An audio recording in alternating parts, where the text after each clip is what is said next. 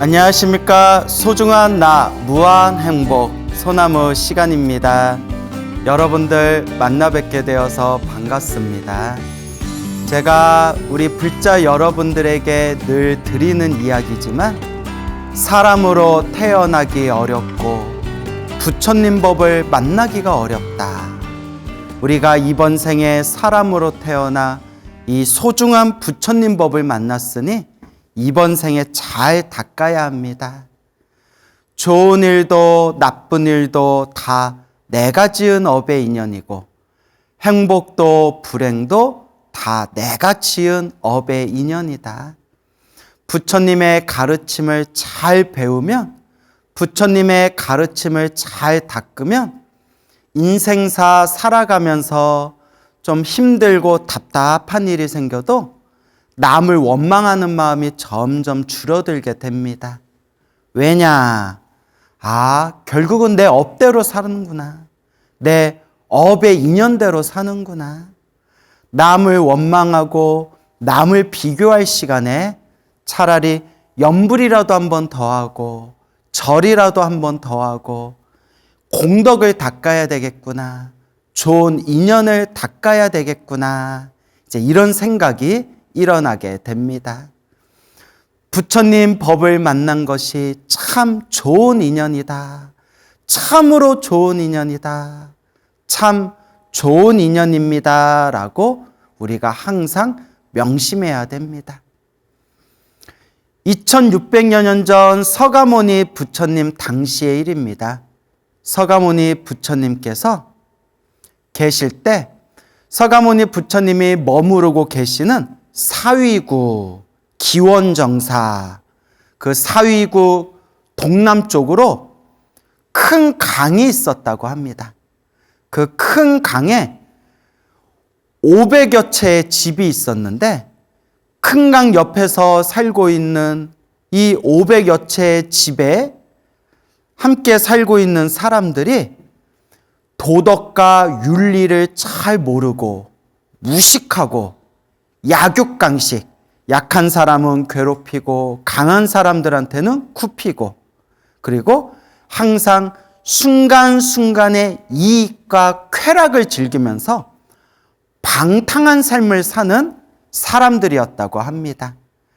그러니까 지금으로 치면 좀 잘 못 배운 사람들, 교양과 예의가 없고 어렸을 때부터 제대로 된 학습을, 제대로 된 공부를 하지 못해서 좀 무식한 사람들이 모여 사는 곳이었나 봅니다. 그때 부처님께서 호련히 오늘은 어떤 사람을 제도해야 될까 하고 마음을 일으키고 계실 때 사위국 동남쪽에 500여 채의 집에 모여 살고 있는 그 마을 사람들이 마땅히 오늘 제도받을 만한 인연이 있다는 것을 꿰뚫어 보시게 됩니다. 부처님께서 이와 같이 생각하십니다. 저 동남쪽 큰 강에 살고 있는 저 수백 명의 마을 사람들은 수없는 과거 전생에 지어놓은 복이 있어서 그 복의 인연으로 마땅히 제도받을 만한 인연이 있는 사람들이구나. 오늘 내가 저곳에 가서 저 사람들을 제도해줘야 되겠다라고 마음을 일으키시게 됩니다. 이게 참 놀라운 얘기입니다. 모든 게 인연 따라 일어나고 인연 따라 사라진다라고 말씀을 드렸지 않습니까? 저 동남쪽 큰 강가에 살고 있는 저 무식하고 교양이 없고 방탕한 삶을 살고 있는 저 마을 사람들이 이번 생에 겉보기에는 참 복 없이 사는 사람들처럼 보여도, 참 복이 없는 사람들처럼 보여도 모든 과거 전생의 인연을 다 꿰뚫어 보시는 부처님의 눈으로 봤을 때 저 사람들은 지금 보기에는 저렇게 막 사는 것처럼 보여도 방탕하게 쾌락을 누리면서 저렇게 무식한 삶을 사는 것처럼 겉모습으로는 보일지라도 알고 보면 수없는 과거 전생에 지어놓은 복이 있어서 그 복의 인연으로 부처님의 제도를 받을 만한 인연이 있는 사람들이다. 이런 걸 부처님이 다 꿰뚫어 보시는 겁니다. 그러니까 우리가 또 사람을 함부로 겉모습으로 판단해서는 안 될 것 같습니다. 겉모습으로 판단하는 것이 아니라 부처님처럼 이 사람은 수없는 과거 전생부터 어떤 업의 인연을 지었고 수없는 미래 세상에 어떠한 결과를 얻게 될 것이다. 이런 걸 다 꿰뚫어 보는 부처님과 같은 지혜와 신통의 힘이 있는 것이 아니라면 우리가 사람을 함부로 판단하기가 참 어려울 것 같다라는 생각이 듭니다. 근데 부처님은 모든 걸 다 환하게 꿰뚫어 보시는 거예요. 그래서 서가모니 부처님께서 바리떼를 드시고 일부러 그 500여 채의 집이 있는 무식하고 방탕한 삶을 살고 있는 그 마을 사람들이 있는 곳에 가십니다. 그래서 마을에서 좀 떨어진, 그렇지만 마을 사람들이 환하게 볼 수 있는 그런 큰 나무 밑에서 부처님께서 고요히 앉으셔서 깊은 선정에 드십니다. 일부러 보란 듯이 부처님께서 나무 아래에서, 나무 밑에서 깊은 선정에 드십니다. 그때 오며 가며 오고 가는 마을 사람들이 나무 밑에 고요히 앉아 계시는 서가모니 부처님의 모습을 보고 알 수 없는 그런 감동과 거룩함을 느끼게 됩니다. 그러니까 여러분, 부처님을 보고 부처님의 가르침을 듣고 부처님과 인연을 맺어서 아, 좋다. 아, 부처님 너무 좋다. 라는 생각이 일어날 수 있는 것만으로도 그 사람은 수없는 과거 전생에 성근, 착할선, 뿌리근, 착한 뿌리를 지은 사람들이라고 합니다. 과거 전생에 복과 선업과 공덕의 힘이 없는 사람들이라면 이번 생에 아무리 부처님을 만나고 부처님 법을 들어도 좋다라는 생각을 일으키지를 못한다고 합니다. 그러니까 여러분, 우리가 이번 생에 이 소중한 부처님 법을 만났을 때 감사합니다, 감사합니다. 제가 과거 전생에 무슨 복을 많이 지었기에 이번 생 이렇게 소중한 부처님 법을 만난 겁니까? 감사합니다, 다행입니다 라는 마음으로 우리가 잘 닦아나가야 합니다. 그래서 이 마을 사람들이 부처님이 누군지도 모르고 그냥 나무 밑에 앉아있는 저 부처님의 모습을 보고 알 수 없는 그런 감동과 거룩함을 느끼게 됩니다. 그래서 이 마을 사람들이 나무 밑에 앉아있는 부처님께 가까이 다가가서 부처님께 정중하게 인사를 드립니다. 어디에서 오신 분인가요? 누구시길래 이렇게 잘생기시고 이렇게 멋지신가요? 오늘 처음 뵌 분인데 너무나 그냥 보기만 해도 저희 마음이 편안해집니다. 당신은 누구시고 어디서 오셨나요? 마을 사람들이 그렇게 부처님 곁으로 모여듭니다. 그러니까 부처님께 제도 받을 만한, 부처님과 만나서 부처님의 구제를 받을 만한 인연이 있었기 때문에 부처님을 본 순간 기쁜 마음이 일어나고 가까이 다가갈 수가 있는 겁니다. 그런 좋은 인연을 짓지 못한 사람은 코앞에 부처님이 계셔도 누구야? 하면서 그냥 휙 아무 관심 없이 그냥 지나가게 되는 거죠. 그렇게 마을 사람들이 모여드니까 부처님께서 그 마을 사람들을 다 자리에 앉게 하고 부처님께서 거룩한 진리의 말씀, 거룩한 법을 설하십니다. 근데 이 마을 사람들은 부처님의 잘생기고 멋있고 거룩한 겉모습을 보면서 기쁨을 느끼고 부처님께 가까이 다가가기는 했지만 부처님의 법문의 말씀, 부처님의 가르침을 들으면서 전혀 아무런 마음에 어떤 좋은 느낌, 마음의 좋은 징조를 전혀 느끼지를 못하는 겁니다. 그러니까 눈으로만 보고 아유 잘생기셨다, 거룩하게 생기셨다, 저분의 얼굴을 보니까 너무 편안하다 해서 사람들이 모였지만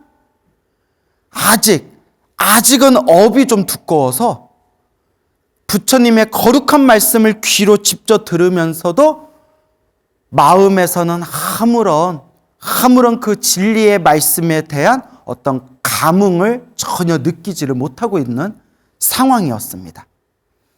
부처님께서 이런 모습들까지 다 꿰뚫어 보신 뒤에 마음속으로 이와 같이 생각하십니다.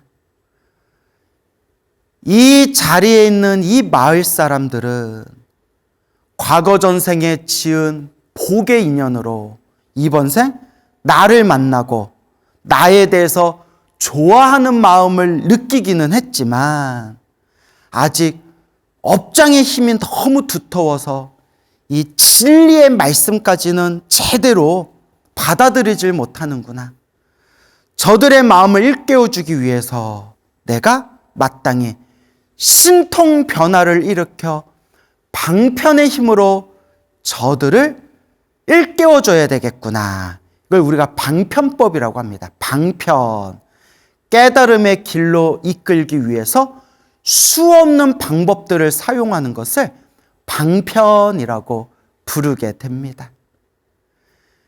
그때 부처님께서 묘한 신통의 힘을 발휘하셔서 멀리서 신통력, 변화로 만든 사람 하나를 신통력으로 딱 만들어냅니다.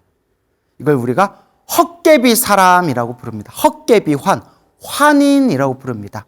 헛개비 환자를 써서 환상으로 만든 사람. 그러니까 부처님이 한바탕 이제 연극을 펼치시는 거예요.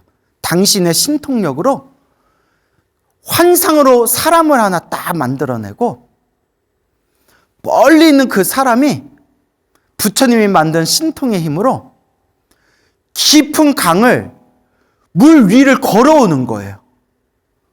물 위를 걸어오는데 부처님이 있는 곳으로 그 큰 강을 건너고 물 위를 걸어오는데 그 물 위에 딱 복숭아뼈, 발목의 복숭아뼈까지만 물속에 잠기고 마치 땅을 걷듯이 그 부처님의 신통력으로 만든 그 사람이 깊은 강물을 촥 건너면서 부처님이 계신 곳까지 다 걸어옵니다.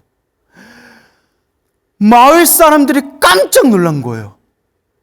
이게 사람이냐 귀신이냐, 어떻게 저 깊은 강물을 마치 땅 위를 걷는 것처럼 아무렇지도 않게 걸어올 수가 있단 말인가? 어떻게 저 깊은 강물을 아무렇지도 않게 저렇게 건너올 수 있단 말인가? 강물을 건너온 그 남자가, 부처님께서 신통력으로 만든 그 남자가 부처님의 발 아래 정성스럽게 합장, 공경, 예배를 올리면서 부처님을 찬탄하며 부처님의 발 아래 머리를 조아립니다. 오, 뵙고 싶었습니다, 세존이시여. 부처님 보고 싶었습니다, 부처님이시여. 근데 그 남자는 부처님이 신통력으로 만든 환상이에요. 일부러 마을 사람들한테 보여주려고 그런 모습을 일부러 연출을 하신 거예요. 마을 사람들이 깜짝 놀라면서 그 강을 건너온 남자에게 질문을 합니다. 당신의 정체는 무엇이요? 우리는 조상 대대로 여기서 오랫동안 평생 살았지만 저 깊은 강물을 걸어서 건너왔다는 사람이 있다는 말은 살면서 우리가 처음 듣는 일이요. 우리가 이 모습을 우리 두 눈으로 봤지만 도저히 믿을 수가 없어.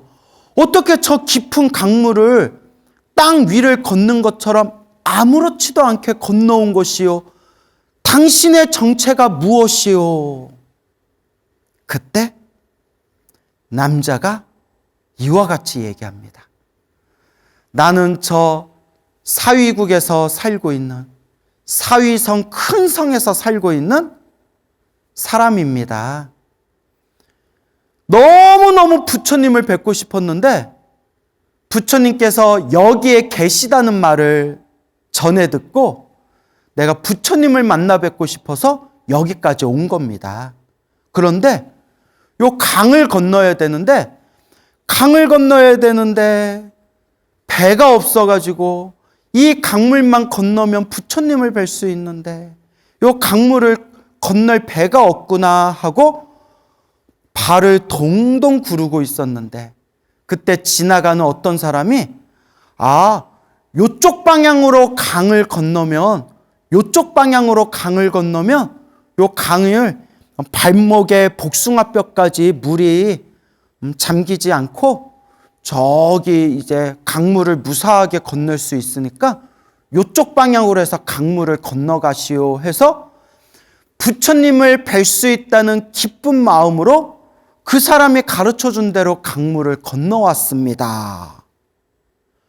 마을 사람들이 깜짝 놀라면서 아닌데 우리가 여기 평생 살았지만 저 강물은 아주 깊은 곳인데 어떻게 저기를 걸어서 건너왔단 말이오.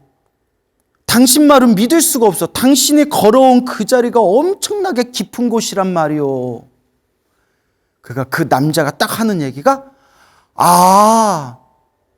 아마도 너무너무 보고 싶은 우리 존경하는 부처님을 볼 수 있다는 기쁨과 부처님을 향한 그 믿음의 힘 때문에 요 강물은 깊은 곳이 아니라 요 강물은 깊어봤자 복숭아뼈까지 물이 안 올라오고 여기만 건너면 나의 위대한 존경하는 스승님 부처님을 뵐 수 있다라는 기쁨과 믿음 때문에 깊은 강물인데도 아무렇지도 않게 내가 건너온 것 같소.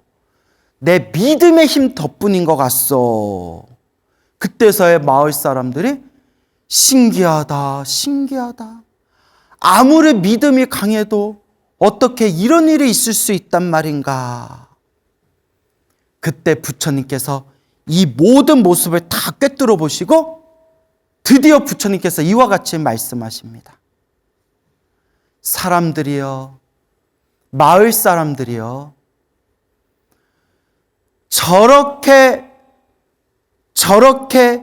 믿음을 갖고 저 깊은 강물조차도 아무렇지도 않게 건너왔으니 사람들이여, 마을 사람들이여, 이와 같은 깊은 믿음과 정성이 있다면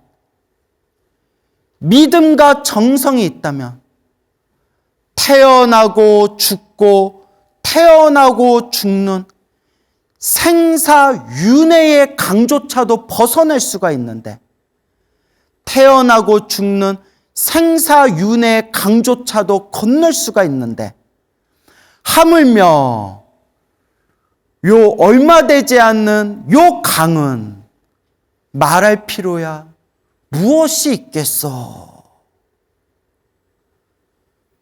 믿음과 정성이 있다면 생사윤회라는 나고 죽는 중생의 괴로움의 강도 건널 수가 있는데 하물며 이런 간절한 믿음이 있다면 요 사람이 살고 있는 요 깊은 강이야 어찌 건너지 못하겠는가. 그때서야 순간 그 나무 아래 고요히 앉아 계시는 부처님을 향해서 이분은 특별한 분이시구나. 이분은 그냥 거룩하고 잘생긴 그런 분을 떠나서 무언가 특별한 분이시구나. 그 자리에 있던 마을 사람들 마음에 깊은 믿음의 등불이 환하게 켜지면서 비로소 부처님께 정성스럽게 공경 예배를 올리며 성자시여 우리는 아무것도 모릅니다. 지금까지 살아오면서 고기 잡고 물고기 잡고 사냥하고 하루하루 쾌락을 즐기면서 밥만 먹고 살았지 우리는 아무것도 모릅니다. 성자시여 특별한 분이시여 우리들에게 가르침을 주십시오. 그때서야 비로소 마음에 환한 믿음의 등불이 켜진 그 마을 사람들에게 부처님께서 간곡하게 윤리와 도덕과 사람이 지켜야 할 법도에 대해서 설법을 해주시고 그리고 나아가서 살생하지 말라, 도둑질하지 말라, 음란한 짓을 하지 말라, 거짓말을 하지 말라, 술을 포함해서 정신을 흐리게 하는 것을 가까이 하지 말아라 라는 5계를 내려주십니다. 마을 사람들이 부처님이 내려주신 5계를 다 받고 그날 이후로 그 무식했던 마을 사람들이 부처님의 계율을 잘 지키면서 복과 선업과 공덕을 잘 지키며 나중에는 다른 수많은 다른 마을 사람들에게 존경을 받는 그런 마을로 거듭나게 되었고 그와 같이 그 마을 사람들은 이번 생에 크나큰 공덕을 짓는 삶을 살게 되었다라는 이야기가 전해지고 있습니다. 이와 같이 이번 생에 사람으로 태어나기도 참으로 어려운데 이와 같이 부처님 법을 만나기는 더욱더 어렵습니다. 세상에 수많은 사람들이 있지만 부처님과 부처님의 가르침의 소중함을 뼈저리게 가슴저리게 느낄 줄 아는 사람은 몇이나 되겠습니까? 오히려 부처님과 부처님의 법을 비방하고 욕을 하고 손가락질하는 사람들도 얼마나 많습니까? 그래도 우리가 수없는 과거 전생에 지어놓은 복이 있어서 착할선 뿌리 익은 착한 뿌리 성근이 있어서 공덕의 힘이 있어서 그래도 내가 이번 생에 부처님 법을 만났구나. 그래도 내가 이번 생에 이 소중한 부처님 법을 만났구나. 다행입니다. 다행입니다. 이번 생 부처님 법 만나 감사합니다. 라는 마음을 항상 되새기면서 우리가 이번 생 잘 닦아야 합니다, 여러분. 두 번째 이야기입니다. 서가모니 부처님 당시의 일입니다. 어느 큰 성에 수다라라는 이름을 가진 재산이 많은 큰 부자가 있었습니다. 이 수다라라는 장자는 항상 부처님과 스님들을 모시고 공양청을 올리고 법문을 듣는 것을 인생의 가장 큰 기쁨으로 삼았습니다. 때마다 부처님과 스님들께 공양청을 올리면서 항상 아들에게 말하기를 아들아 내가 죽고 난 뒤에도 부처님과 스님들에게 공양 올리는 이 의식을 절대 멈추지 말아다오. 나는 이렇게 때마다 부처님과 스님들께 공양을 올렸는데 아들아 내가 죽으면 내가 죽고 난 뒤에 내가 죽은 날마다 내가 죽었던 달에 1년에 한 번이라도 내가 죽었던 달에 나를 생각하면서 부처님과 스님들에게 꼭 공양청을 올려다오라고 아들에게 신신당부를 합니다. 그리고 이 아버지가 세상을 떠나게 됩니다. 불심이 깊었던 수다라가 세상을 떠나고 아들이 아버지의 유언을 받들어서 때마다 특히 아버지께서 세상을 떠났던 그 달에 부처님과 수많은 스님들을 모시고 공양청을 올렸다고 합니다.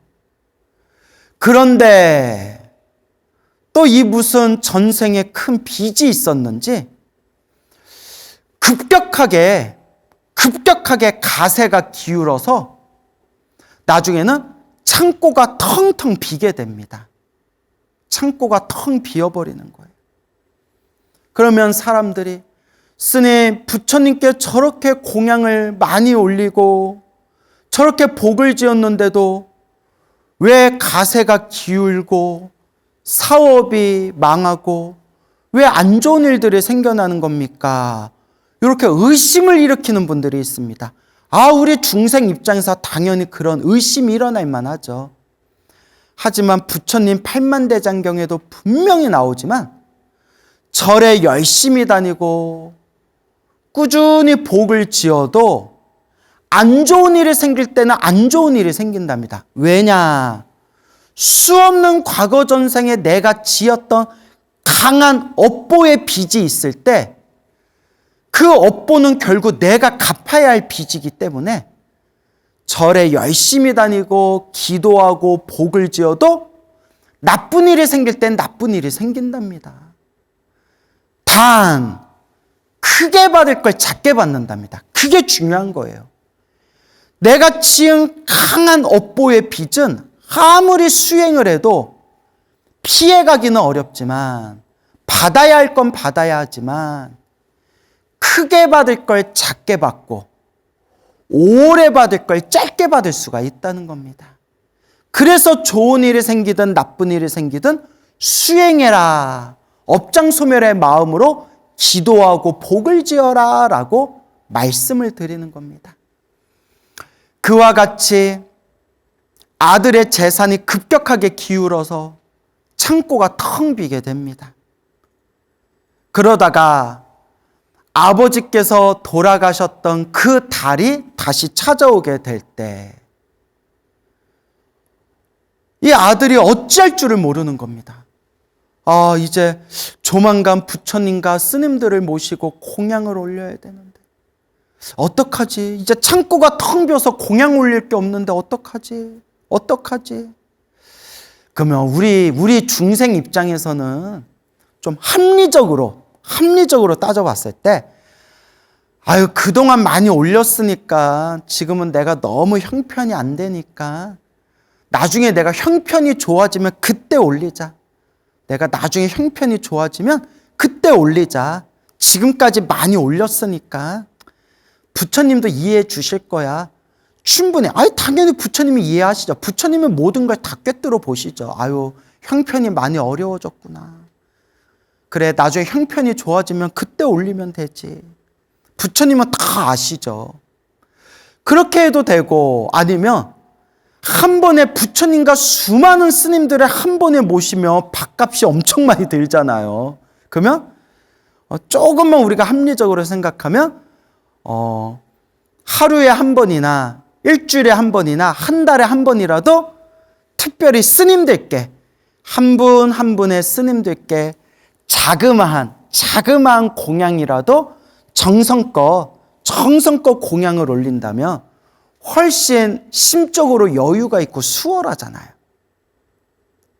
꾸준히는 올리되 예전에는 수많은 그냥 비구 스님들께 공양을 올렸지만 형편이 어려우니까 꾸준히는 올리되 한 분이나 두 분의 스님들께 한두 분의 스님들께 그냥 내 나름대로 정성껏 공양을 올리겠다. 대신 내가 내 형편에 맞춰서 꾸준히 올리겠다.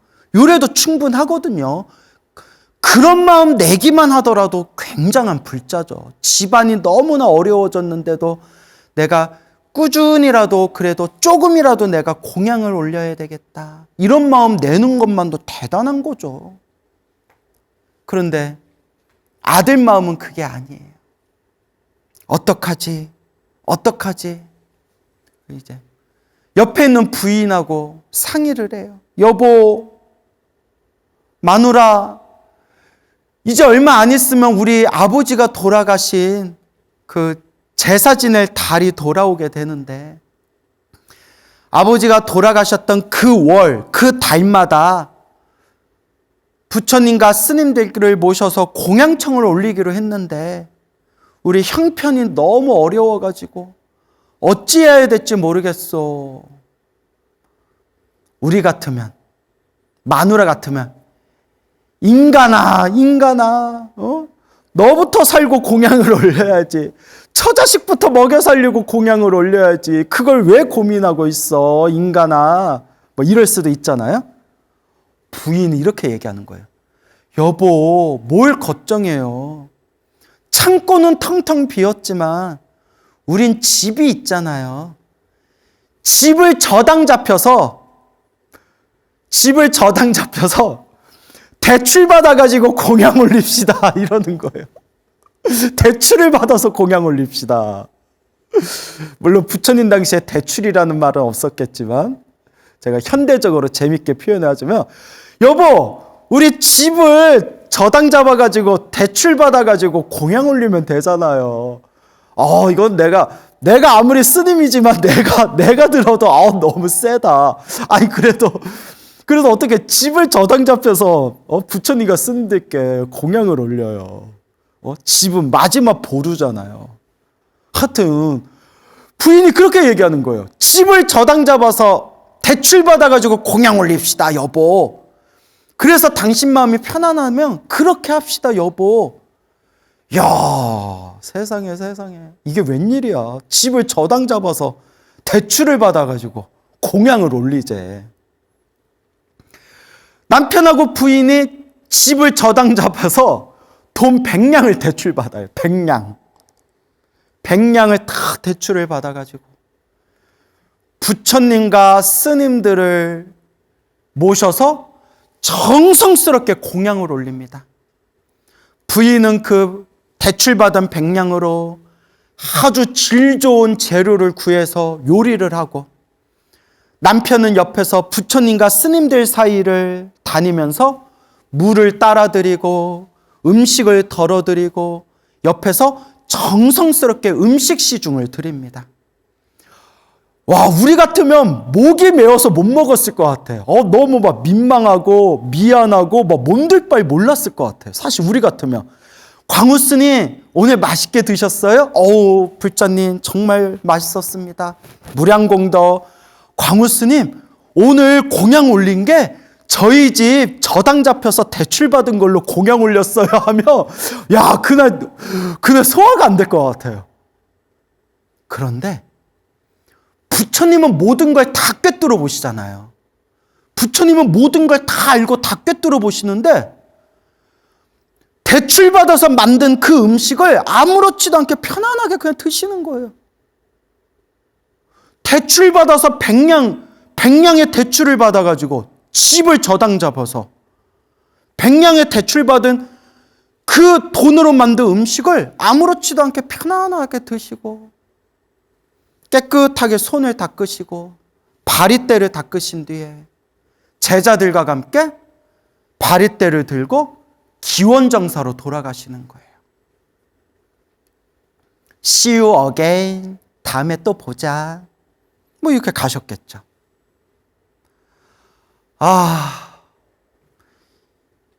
올해는 이렇게 아버지가 돌아가신 달을 맞춰서 부처님과 스님들께 공양을 올렸네. 감사합니다. 내년에는 어떡하지? 내년의 일은 내년에 생각하자. 그래도 오늘 부처님과 스님들께 정성스럽게 공양 올릴 수 있어서 감사합니다 하고 부인과 함께 그날 밤 편안한 마음으로 눈을 감고 잠자리에 들었는데, 아침에 부인의 비명소리가 들리는 거예요. 으악! 비명소리가 들리는 거예요. 마누라가 비명을 질러. 으악! 남편이 놀래가지고 왜 이러지? 여보, 왜 그래? 창고가 왜? 창고에 불났어? 어차피 텅텅 비어서 아무것도 없는 거 창고가 무너지면 또 어때? 왜 그래? 창고? 그래서 부인이 왜 이렇게 창고를 왜 이렇게 가리키지 해서 창고에 빼꼼히 문을 열고 봤더니 하룻밤 만에 텅 비어있는 창고에 보물이 꽉 차 있는 거예요. 우와!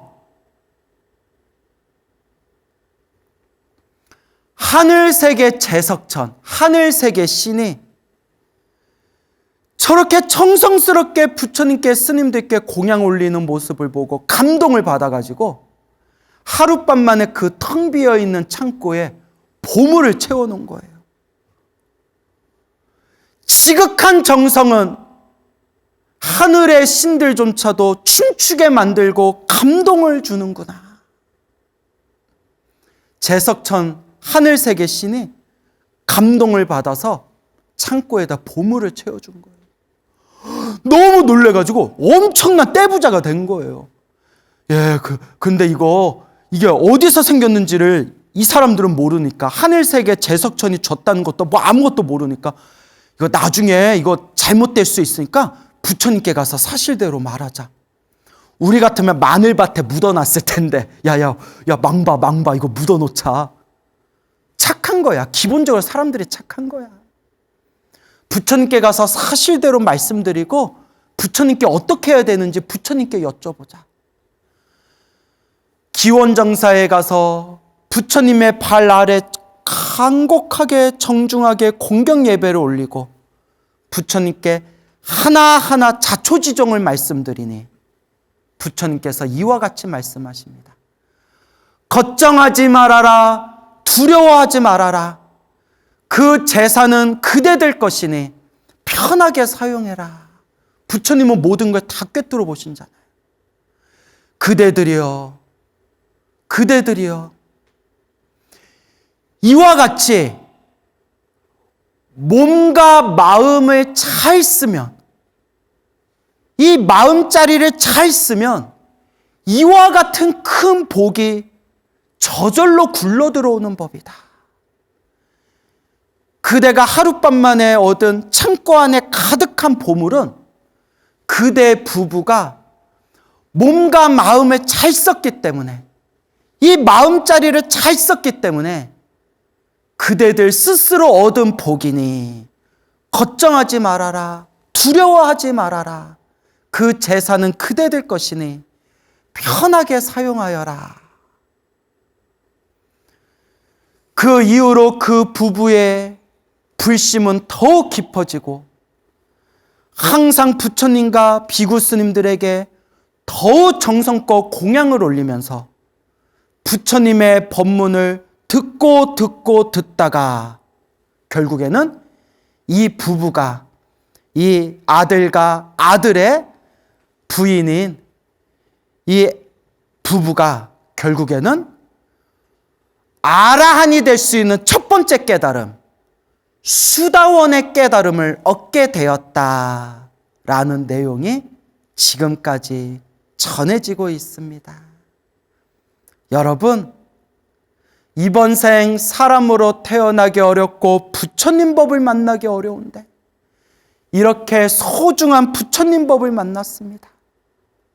감사합니다. 고맙습니다. 다행입니다. 좋은 일이 생기든 나쁜 일이 생기든 흔들리지 말고 오직 부처님을 향한 이 마음의 중심을 딱 세워서 좋은 일이 생기든 나쁜 일이 생기든 그냥 내가 지은 업의 인연이다. 이번 생 소중한 부처님 법을 만났을 때 이번 생 묵묵히 잘 닦아나겠다라는 마음으로 이번 생 우리 참다운 불자로 이번 생 지금 이 순간 잘 닦읍시다, 여러분. 만나서 반갑습니다. 광우 스님이라고 합니다.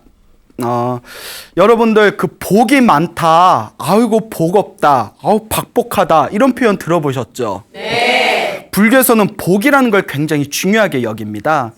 그래서 흔히 이런 이야기를 하죠. 복이 많은 사람은 무슨 일을 하든 원하는 걸 빨리 쉽게 얻는답니다. 그리고 복이 없는 사람은 원하는 일을 어렵고 더디게 얻게 된다고 합니다. 그 복이 없는 사람은 아예 얻을 수가 없답니다. 그래서 복이 많을수록 내가 원하는 것을 쉽게 빨리 얻을 수가 있구나. 아, 복이 부족하면 얻기가 힘들거나 복이 없으면 아예 못 얻을 수가 있겠구나. 이렇게 이제 복이라는 표현을 우리가 일상생활 가운데 자주 사용을 합니다. 우연히 TV에서 봤는데요. 어떤 사업을 하신 분이 나오셔서 이런 이야기를 하더라고요. 사업을 해서 성공하는 팔자는 따로 있는 것 같답니다. 열심히 한다고 되는 게 아닌 것 같대요. 예, 동감하십니까? 자기가 사업을 하는데 먹는 장사가 가장 좋다 그래가지고 안전빵은 먹는 장사다. 그래서 한우 전문점을 열었답니다. 한우 고깃집을 열었는데 그의 광우병 파동이 나가지고 어마어마하게 손해를 봤대요. 그래서 뭐 이런 경우가 다 있나. 그리고 두 번째는 이제 그 돼지갈비집을 열었답니다. 하도 광우병 파동에 치가 떨려가지고 이제 돼지갈비를 집을 열었는데 그의 돼지 콜레라가 터졌대요. 그 엄청나게 손해봤대요. 돼지 콜레라 때문에. 안 되겠다 싶어가지고 그분이 그래서 삼계탕집을 열었답니다. 자, 여러분 머릿속에 떠오르는 거 있습니까? 그때 조류독감이 터져서 이 3번 연타를 맞았더니 그냥 정신이 없더래요. 그분이 어마어마하게 빚을 짓고 아니 어떻게 하는 사업마다 그렇게 일이 터질 수가 있냐고 그러면서 사업을 해서 돈 버는 팔자는 따로 있는 거 아니냐 이런 그런 생각을 일으킨 적이 있었다고 합니다. 근데 여러분들도 일하다 보면 나는 분명히 열심히 한 것 같은데 그에 걸맞는 어떤 대우라든가 대가를 못 받은 적이 있으시죠? 그리고 또 우리 주변에 보면 별 노력을 안 한 것 같아도 승승장구하는 사람들이 실제로 있습니다. 뭐 대표적인 게 좋은 표현은 아니지만 뭐 금수저라는 얘기 많지 않습니까? 뭐 부모 하나 잘 만난 것 때문에 그냥 건물주 딱 하나 건물 하나 전해받고. 그런데 이 행운이 어디서 오냐? 불교에서는 자기가 전생에 지은 복이랍니다. 그 복이 있어야 행운도 온다. 그래서 복 있는 사람은 무엇을 하든 일이 잘 풀린답니다. 참 요게 어려워요. 여러분은 복이 많은 것 같아요? 적은 것 같아요? 대답하기 애매하죠. 예? 많다고 하기도 애매하고 없다고 하기도 좀 창피하고 예, 여러분들 마음 다 알아요. 예. 자, 그래서 이 복이라는 게 참 중요한데 여러분 복이 정말 많은 사람은 쥐 한 마리로 부자가 될 수가 있습니다. 그 비결을 가르쳐 드릴까요? 옛날에 머나먼 과거 전생에 어느 큰 부자가 있었는데 이 부자가 미래를 예언하는 힘이 있었답니다. 미래를 예언하는 이 능력을 갖춘 부자가 있었는데 어느 날 길을 걷다가 길 한복판에 죽은 쥐 한 마리가 이렇게 있더랍니다. 여러분 죽은 쥐 본 적 있어요? 네, 징그럽죠? 그러니까 사람들이 들어오니까 다 피해 다니는데 그 부자가 이렇게 말을 합니다. 저 죽은 쥐를 누군가 집어간다면 그 사람은 큰 부자가 될 수 있을 것이다. 그 사람들이 지나가면서 막 비웃는 거예요. 예, 이야기 뭐 본론 들어가지도 않는데 막 이러세요. 그 사람들이 어머 뭐 별꼴이야 무슨 죽은 쥐 한 마리 집어가는데 부자가 돼. 그럼 뭐 자기가 집어가든가 뭐 이런 거 있잖아요. 그거 네가 집어가라 뭐. 근데 이제 아무도 안 집어가고 비웃을 때 지나가는 어느 가난한 젊은이가 있었대요. 그 얘기를 딱 듣고 밑자의 본전이잖아요. 그 죽은 쥐 가져간다고 더럽게 하겠지만 혹시 진짜 부자 될 수도 있으니까 그 죽은 쥐를 이렇게 자기가 집어갔대요. 아무도 안 가져가네? 하고 이렇게 쏙 집어갔는데 달랑달랑 집에 갔는데 이제 문제가 생긴 거예요. 가져왔는데 이걸 어떻게 해야 될지 모르겠는 거예요. 뭐 가져오면 부자가 된다더니 부자는커녕 뭐 이제 다 썩으면 막 이제 냄새나고 부패될 테고 그래서 이거 어떻게 해야 되나 고민을 하게 됩니다. 저 쥐를 어떡하나 데쳐먹을까 회쳐먹을까 그러다가 이제 고민하다가 내가 아무리 가난해도 내가 어떻게 쥐고기를 먹겠냐. 여러분 쥐고기 안 드셔보셨어요? 네. 옛날에 쥐포 쥐고기 아닌가? 그래 알아요. 농담이에요. 예. 뭐 그러면 뭐 곰탕은 곰으로 끓이나? 예? 자 아재 개그라고 하죠. 자 어쨌거나 그 쥐를 어떻게 할까 고민하다가 자기가 친하게 지내던 술집을 찾아갑니다. 그 쥐를 주면서 그 고양이 먹이로 주는 조건으로 동전 한 입을 받았답니다. 어쨌거나 동전 한 입에 그걸 판 거예요, 쥐를. 그래도 그 술집 사장님도 평소에 단골이어서 그런가 그걸 또 사줬네요. 그래 우리 고양이 먹이지 뭐 하고 동전 한 입을 줬는데 그 동전 한 입을 뭘 할까 하다가 그 밖에서 장사하는 상인들을 보게 됩니다. 그 장사하는 상인들을 보니까 다들 이렇게 목말라 오고 지쳐하는 게 보이니까 우리 좀 달짝지근한 거 시원한 거 마시면 몸에 힘이 좀 났지 않습니까? 우리 아우야우 나 당 떨어졌나 봐 이런 표현 쓰죠. 그리고 그 동전 한 입으로 설탕을 하나 삽니다. 설탕을 사서 깨끗한 물에다가 아주 이렇게 설탕물에 이제 시원하게 만들어서 그걸 이제 그 장사하시는 분한테 팔았어요. 그래서 그 동전 몇 입을 받게 됩니다. 그 동전 몇 입으로 이제 설탕물 장사를 하게 됩니다. 그 설탕물 장사를 이렇게 하다가 어느 날 비바람이 크게 불어서 길에 나무랑 나뭇가지가 우수수수 떨어지게 됩니다. 그러니까 이 젊은이가 설탕물을 팔다가 길에 나뭇가지하고 저기 나뭇잎이 막 떨어져 있는 걸 보니까 그게 왠지 아까운 느낌이 든 거예요. 야, 저거 그냥 버리기가 아깝다. 그래서 주변에 있는 사람들한테 설탕물을 이렇게 무료로 주는 조건으로 저 나뭇가지하고 나뭇잎 떨어진 걸 다 모아서 우리 집 앞에다 좀 쌓아다오 부탁을 합니다. 그 사람들이 뭐 설탕물 한 잔 공짜로 마시고 지나가는 길에 그 하나씩 집에다 놔주면 되니까. 그래서 설탕물을 이렇게 사람들한테 나눠준 뒤에 그 길에 떨어진 나뭇가지와 나무잎을 잔뜩 집 앞에다 쌓아놨는데 양이 좀 됐대요. 꽤 양이 됐는데 근데 어느 날 때마침 그 그릇을 굽는 그 도자기를 굽는 사람이 있었대요. 근데 이 사람이 도자기 그릇을 구우려면 땔감이 필요하지 않습니까? 때마침 그거 그릇을 대량으로 주문하는 사람이 있어서 그릇을 급하게 빨리 여러 개를 만들어야 되는데 딱 봤더니 땔감이 부족한 거예요. 아 이거 갑자기 필요할 때 이거 땔감이 떨어졌냐 하고 나와서 어디 뭐 땔감 될 거 없나 찾아봤더니 저기에 괜찮은 나뭇가지하고 나뭇잎이 수북히 쌓여 있는 걸 보고 그 집에 가서 그 젊은이한테 이거 안 쓸 거면 나한테 팔으라고 값을 톡톡하게 주겠다고. 그래서 제법 큰 돈을 받고 그걸 팔았어요. 괜찮잖아요. 그러면 이제 이 돈으로 여러분들 같으면 이 돈으로 야 이거 갑자기 들어온 공돈이니까 오늘은 광란의 시간을 한번 보내봐. 자 클럽으로 부비 막 이러면 이제 돈을 못 벌어요. 예. 그래서 이제 그 돈을 가지고 더 질 좋은 설탕물을 만든 뒤에 무역 상인들이 모여 있는 큰 시장에 갑니다. 큰 시장에 가서 이제 질 좋은 설탕물을 이렇게 팔면서 거기에 있는 무역 상인들한테 아주 서비스를 잘 해주면서 친분을 깊이 맺어놨대요. 이제 단골들을 많이 만들어 놓은 거예요. 그렇게 이제 단골을 만든 뒤에 이제 상인들하고 친해지게 됐을 때 어느 상인이 이제 설탕물을 한 잔 딱 마시러 와요. 그러니까 이제 딱 봤더니 돈도 많아 보이고 사람이 좀 복이 많아 보이는 상인인 것 같아서 이제 가난한 이 젊은이가 설탕물을 이거 제가 서비스를 그냥 드릴게 드셔요. 아유 뭐 내가 이걸 몇 입으로 먹으면 되나 하고 돈 주려니까 아이 돈은 집어두고 정 아닙니까? 장사 잘해요. 예? 이게 다 정이죠. 나중에 그 장사하실 때 좋은 정보 있으면 그거나 좀 알려줘요. 머리가 좋아.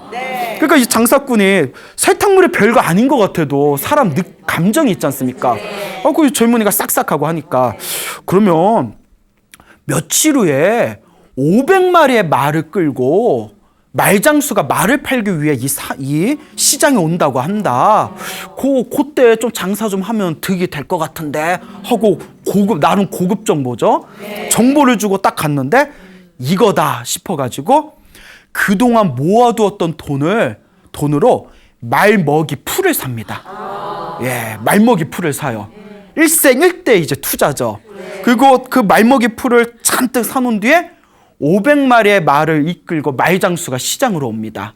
근데 아주 오랫동안 그 길 위에서 이제 말을 데리고 왔기 때문에 말들이 다 지쳐 있잖아요. 그러니까 급하게 말한테 뭘 먹여야 되잖아요. 말을 회복시켜야 되니까. 그때 서프라이즈 하면서 오시기를 기다렸습니다. 이거 말먹이 풀 기다리고 있었으니까 이거 빨리 먹이라고. 그거 이제 뭐 그 말 장사꾼은 당장 급한데 이거 이렇게 기다리고 있으니까 잘 됐다 싶어가지고 큰 돈을 주고 그 말먹이 풀을 사갑니다. 그거 이제 대박 친 거예요. 그게 이제 대박을 친 뒤에 또 이제 친하게 지내던 어느 상인이 며칠 후면 이제 저기 다른 나라에서 어마어마하게 많은 짐을 가지고 여기로 이제 올 거야 될 것이다. 배를 타고 오는데 그때 그 짐들을 각 나라에다가 유통을 하려면 지금 막 그 일손이 좀 부족하다. 뭐 이런 얘기를 한 걸 딱 듣고는 그래 이번에 또 기회가 왔다 해가지고 말먹이 풀을 통해서 벌어들인 큰 돈으로 마차하고 말을 산 거예요. 마차하고 말을 산 뒤에 기다렸다가 그 배가 도착해서 짐을 이제 나라에다가 유통을 해야 되는데 일손이 부족하잖아요. 그래서 자기가 짐마차를 이용해서 짐을 옮기는 유통업에 끼어들게 됩니다. 그 당시에 유통업의 개념이 있었는지 모르겠지만 유통업에 끼어들면서 그 뒤에 이제 몇 년 후에는 어마어마한 큰 부자가 됩니다. 뭐 때문에? 쥐 한 마리 때문에. 그래서 쥐 한 마리 때문에 자기가 쥐 한 마리를 팔아서 동전을 얻어서 설탕물을 팔아가지고 나무 땔감을 얻어서 그걸 팔아서 더 고급진 설탕물로 상인들의 관심을 산 뒤에 이제 말먹이 풀을 사고 진마차를 사서 유통업을 해가지고 큰 부자가 되었을 때 몇 년 후에 내가 이 은혜는 갚아야 되지 않겠냐. 사람이 은혜는 알아야지.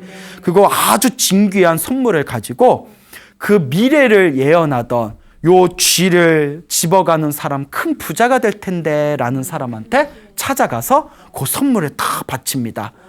네, 선생님 덕분에 제가 이렇게 부자가 됐습니다. 부디 받아주십시오 하니까 뜬금없잖아요. 아니, 나는 당신을 알지도 못하는데 그 자초지종을 딱 듣고 나니까 무릎을 딱 치면서 그 사람이 당신이었구나. 그런데 이거는 나한테 줄 선물이 아니다. 왜냐? 복 없는 사람은 그걸 가져가 봤자 부자가 된다 안 된다? 안 된다. 당신이 복이 있으니까 그 쥐를 가져가서 행운을 불러일으키고 그 복을 얻고 부자가 된 것이다 라고 이야기를 했습니다. 그러면서 그 미래를 예언하던 큰 부자가 그 젊은이의 지혜와 복덕을 칭찬하면서 자기의 아름다운 딸을 주어서 사위로 삼았다는 훈훈한 해피엔딩이 있습니다. 자, 이것도 쥐 한 마리로 부자가 된 젊은이의 이야기를 통해서 인생에 살아가면서 우리가 내가 원하는 큰 성공을 이루기 위해서는 그 밑바탕에 무엇이 있어야 된다? 복이 있어야 되는 걸 명심해야 됩니다. 그래서 우리 불교에서는 항상 하는 이야기가 있습니다. 이 세상의 힘 중에서 가장 강한 힘이 무엇이다? 복력이라는 겁니다. 복의 힘이 가장 세다는 거예요. 복 있는 사람은 이긴다, 못 이긴다? 못 이겨요, 여러분. 예? 아무리 힘이 좀, UFC나, 무슨 격투기, 아주 힘이 센 그런 격투기 선수가 있다 하더라도 복 있는 사람은 못 이겨요. 복 있는 사람 치려고 할 때 내가 복이 딸리면 갑자기 배탈이 난다거나, 갑자기 하늘에서 들덩어리가 떨어진다거나, 복 있는 사람은 못 이깁니다. 그래서 우리가 중국의 역사를 보면 수많은 장군들의 이야기 있잖아요. 희한한 게 분명히 죽어야 할 고비에서 기적같이 살아나는 이야기가 있어요. 우리 같으면 벌써 죽었을 거야. 우리 같으면 가만히 있었으면 화살을 피해가는 거 화살 피한다고 피하다가 오히려 화살을 맞는, 그렇지 않습니까? 근데 그 옛날에 그 유명한 장수들, 천하의 패권, 천하를 통일한 그런 어떤 장군들을 보면 한결같이 남들 같으면, 평범한 사람들 같으면 100번 죽었어야 할 상황에서도 살아남는 기적 같은 경우를 역사책에서 볼 수가 있습니다. 그 사람들은 뭘 가지고 타고난 걸까요? 복이 있었던 거예요. 예, 이만큼 복의 힘이 참으로 중요하다. 명심을 하시길 바랍니다. 여러분, 얼토당토 없는 주문 하나로 인생의 큰 성공을 거둔 사람이 있다면 믿으실 수 있겠습니까? 불교 우리 설화에 보면 굉장히 재미난 이야기가 또 하나 있습니다. 어떤 젊은이가 있었는데 굉장히 머리가 나빴다고 합니다.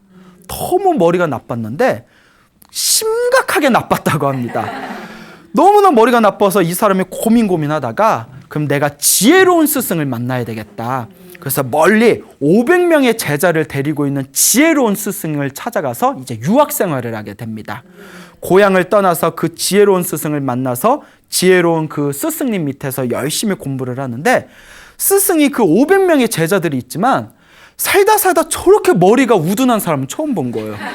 야, 내가 수십 년 동안 별의별 사람들 만났지만 어쩜 저렇게 머리가 멍청할까. 근데 미워할 수가 없는 게 너무 착한 거예요. 너무 착하고 성실하고, 스승이 죽어라 하면 막 죽는 신용을 하고, 죽어 하면 나 진짜 죽는다. 절벽에서 막 떨어지려고 그러고 너무 착하고 순수하고 순진하니까 스승이 정이 안 갈 수가 없는 거예요. 그래서 각별하게 더 신경을 써줬는데도 너무나 머리가 우둔해서 스승이 이제 고민을 합니다. 아, 저 착한 제자에게 무언가 선물을 주고 싶은데 도저히 머리가 나빠서 내가 아무리 좋은 나의 지혜를 전해주려고 해도 방법이 없구나. 고민하다가 이 스승이 당신 딴에는 나름대로 최고의 주문을 하나 만들어냅니다. 그리고 이제 제자를 불러냅니다.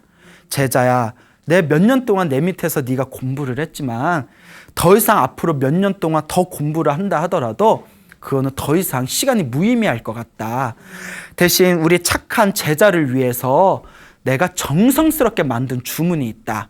이 주문을 가르쳐 줄 테니까 이제 집에 가면 아침에 눈 뜨면 저녁에 잠들 때까지 이것을 항상 되뇌어라.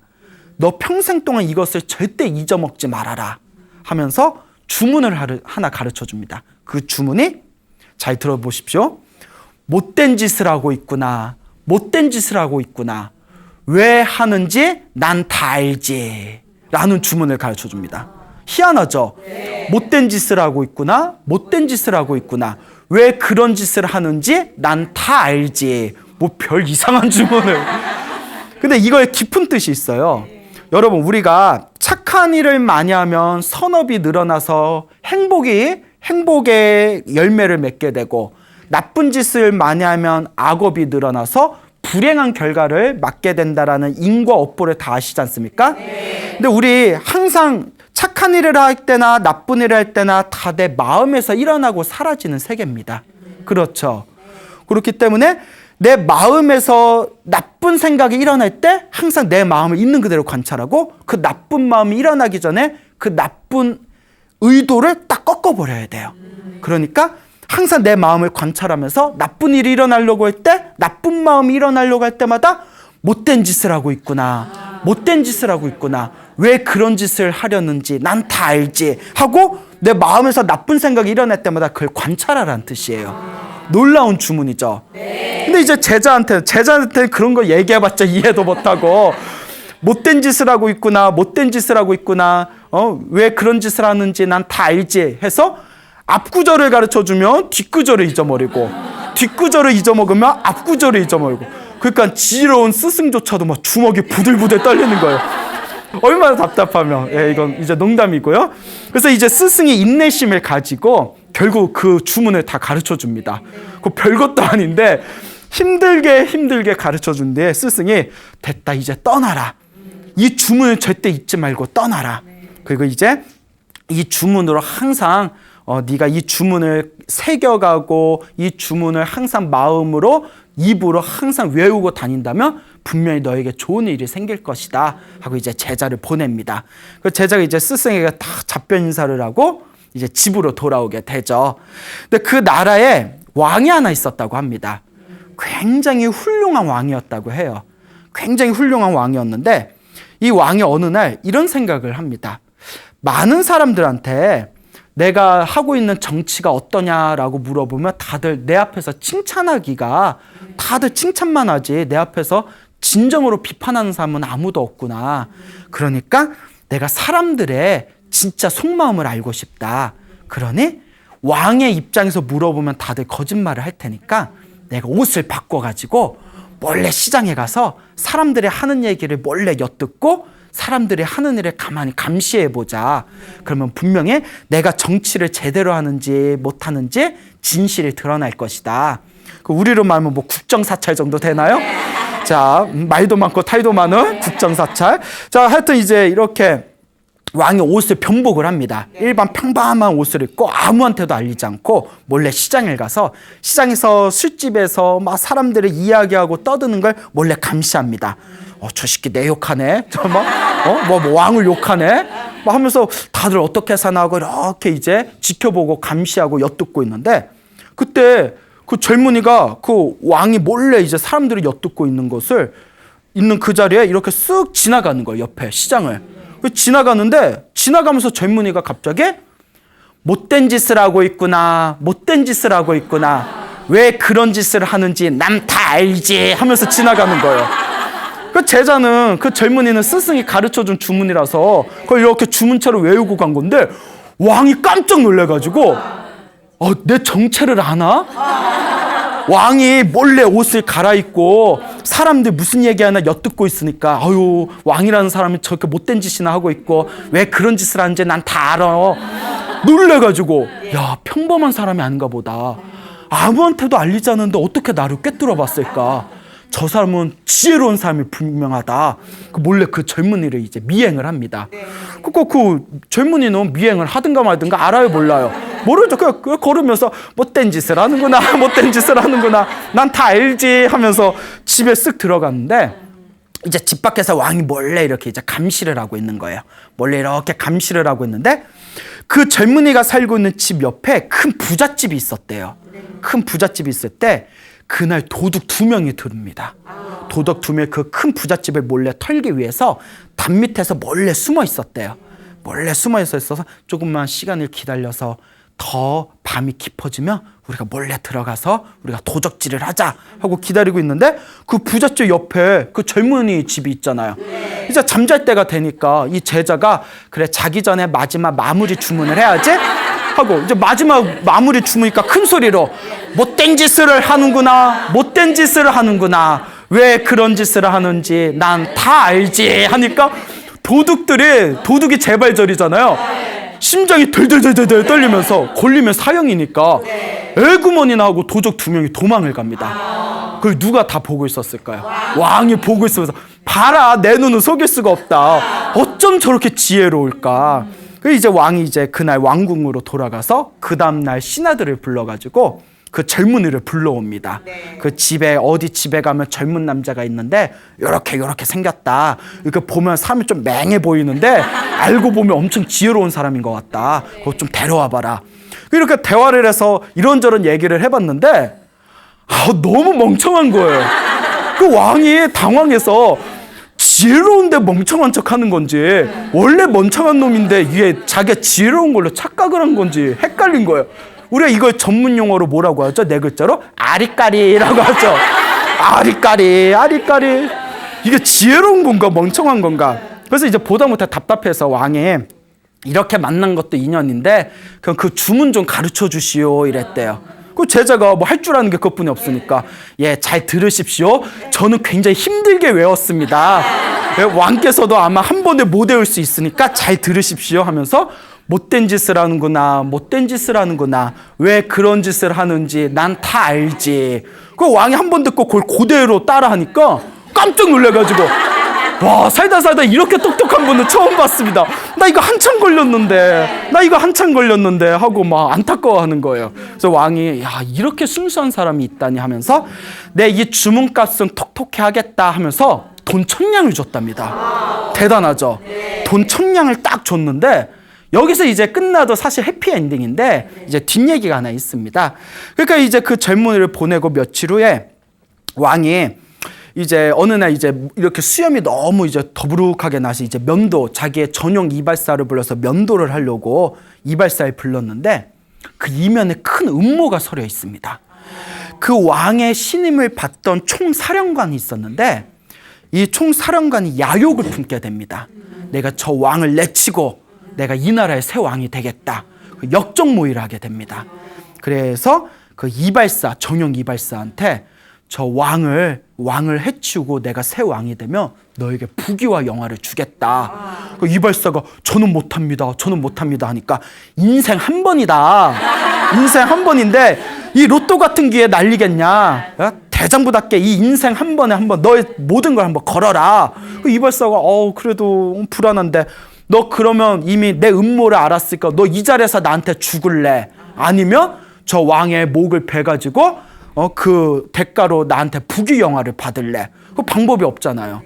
그래서 그러면 당신의 뜻을 따르겠습니다. 그러면 이제 왕이 가장 방심할 때 면도를 할 때 이렇게 졸고 있으니까 그때 면도를 한 척하면서 목을 면도날로 따버려라. 무섭죠? 따버려라 이러는 거예요. 그러니까 알겠습니다 해놓고 이제 어느 날 그날이 왔어요. 왕이 이제 딱 정용 이발사를 불러서 나 면도 안 한 지 오래됐지? 면도 좀 해도 이렇게 이제 얘기를 하니까 예 스님 면도를 이제 스님이 아니라 예 왕이시여 면도를 하려면 면도날을 좀 이렇게 날카롭게 갈아야 되겠습니다. 좀 기다리십시오 하고 이제 푹신한 의자에 앉혀놓고 면도날을 서걱서걱 갈아요. 무슨 생각을 했냐면 따려면 한 번에 따야 된다. 한 번에 승부를 봐야 된다. 무슨 마지막 승부야? 예? 한 번에 승부를 봐야 되니까 최대한 날카롭게 갈자.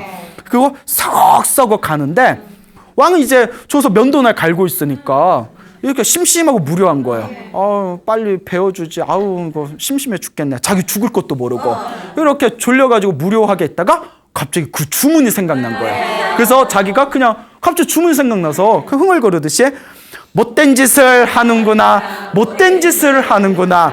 왜 그런 짓을 하는지 난 다 알지. 다 외웠네. 예? 다 외우셨어. 이발사가 그 말을 듣자마자 손을 부들부들 떨면서 그 자리에서 그냥 주저앉아가지고 엉엉 울면서 왕이시여 용서하소서. 왕이시여 용서하소서. 그 왕이 자기가 그 얘기한 게 다 음모를 꾸민 걸 다 꿰뚫어보고 자기한테 한 말인 줄 알고 그 왕은 얼떨결에 얘 왜 이래? 웬열? 왜 그래? 그리고 자초지종을 물어보니까 그 음모를 발각을 하게 됩니다. 그래서 총사령관을 불러서 호되게 꾸짖은 뒤에 원래는 사형을 내려야 되지만 그대가 그래도 그동안 내 밑에서 열심히 일한 게 있고 나는 의리가 있기 때문에 한순간 배신했다고 사람을 쉽게 해치지 않는다. 하지만 이거는 정말 용서받을 수 없는 거니까 대신 유배를 가라 해서 멀리 귀양을 보내게 됩니다. 그리고 그 자리에 누구를 불렀을까요? 그렇죠. 그 젊은이, 그 머리가 둔한 제자를 불러서 네가 알고 했건 모르고 했건 너의 그 주문이 아니었으면 나는 죽었을 것이다. 그런데 내가 보기에는 너는 정말 복이 많은 것 같다. 그러니 복 많은 사람이 이 자리에 올라야 되지 않겠냐 하면서 그 우둔한 젊은이를 총사령관에 임명했다는 훈훈한 이야기가 불교설화에 전해지고 있습니다. 근데 중요한 게 있어요. 그 주문을 가르쳐준 스승도 일이 이렇게까지 잘 될 줄 알았을까요? 아니죠. 네 마음을 항상 살펴보고 나쁜 짓을 하지 말아라. 그 뜻으로 가르쳐준 거였고 그 제자도 자기 일이 이렇게 잘 풀릴 줄 알았을까요? 몰랐죠. 아무 생각 없었을 거예요. 정말 아무 생각 없었을 거예요. 그냥 스승이 하라니까 읽고 다녔지. 그리고 왕도 역시 자기가 그 주문덕택에 목숨에서 자기가 죽을 목숨에서 살아났다는 걸 알았을까요? 몰랐죠. 바로 무엇의 힘이었을까요? 복입니다, 여러분. 복력입니다. 여러분들 오늘 이 주문 배우셨죠? 이거 읽고 다녀보세요. 예? 사람들이 이상하게 써요. 여러분들 지나갔는데 대통령이 옆에서 못된 짓을 하는구나, 못된 짓을 하는구나, 이러면, 예? 대통령, 어떡하지? 눈치챘나? 예? 아니지 않습니까? 자, 그러니까 이게 다 복의 힘이라는 겁니다. 복 있는 사람은 뭘 해도 잘 된다라는 교훈이 되겠습니다. 불교는 사실 깨달음과 지혜의 종교입니다. 원래 깨달음이 목표입니다. 지혜가 목표죠. 그런데 중요한 게 있습니다.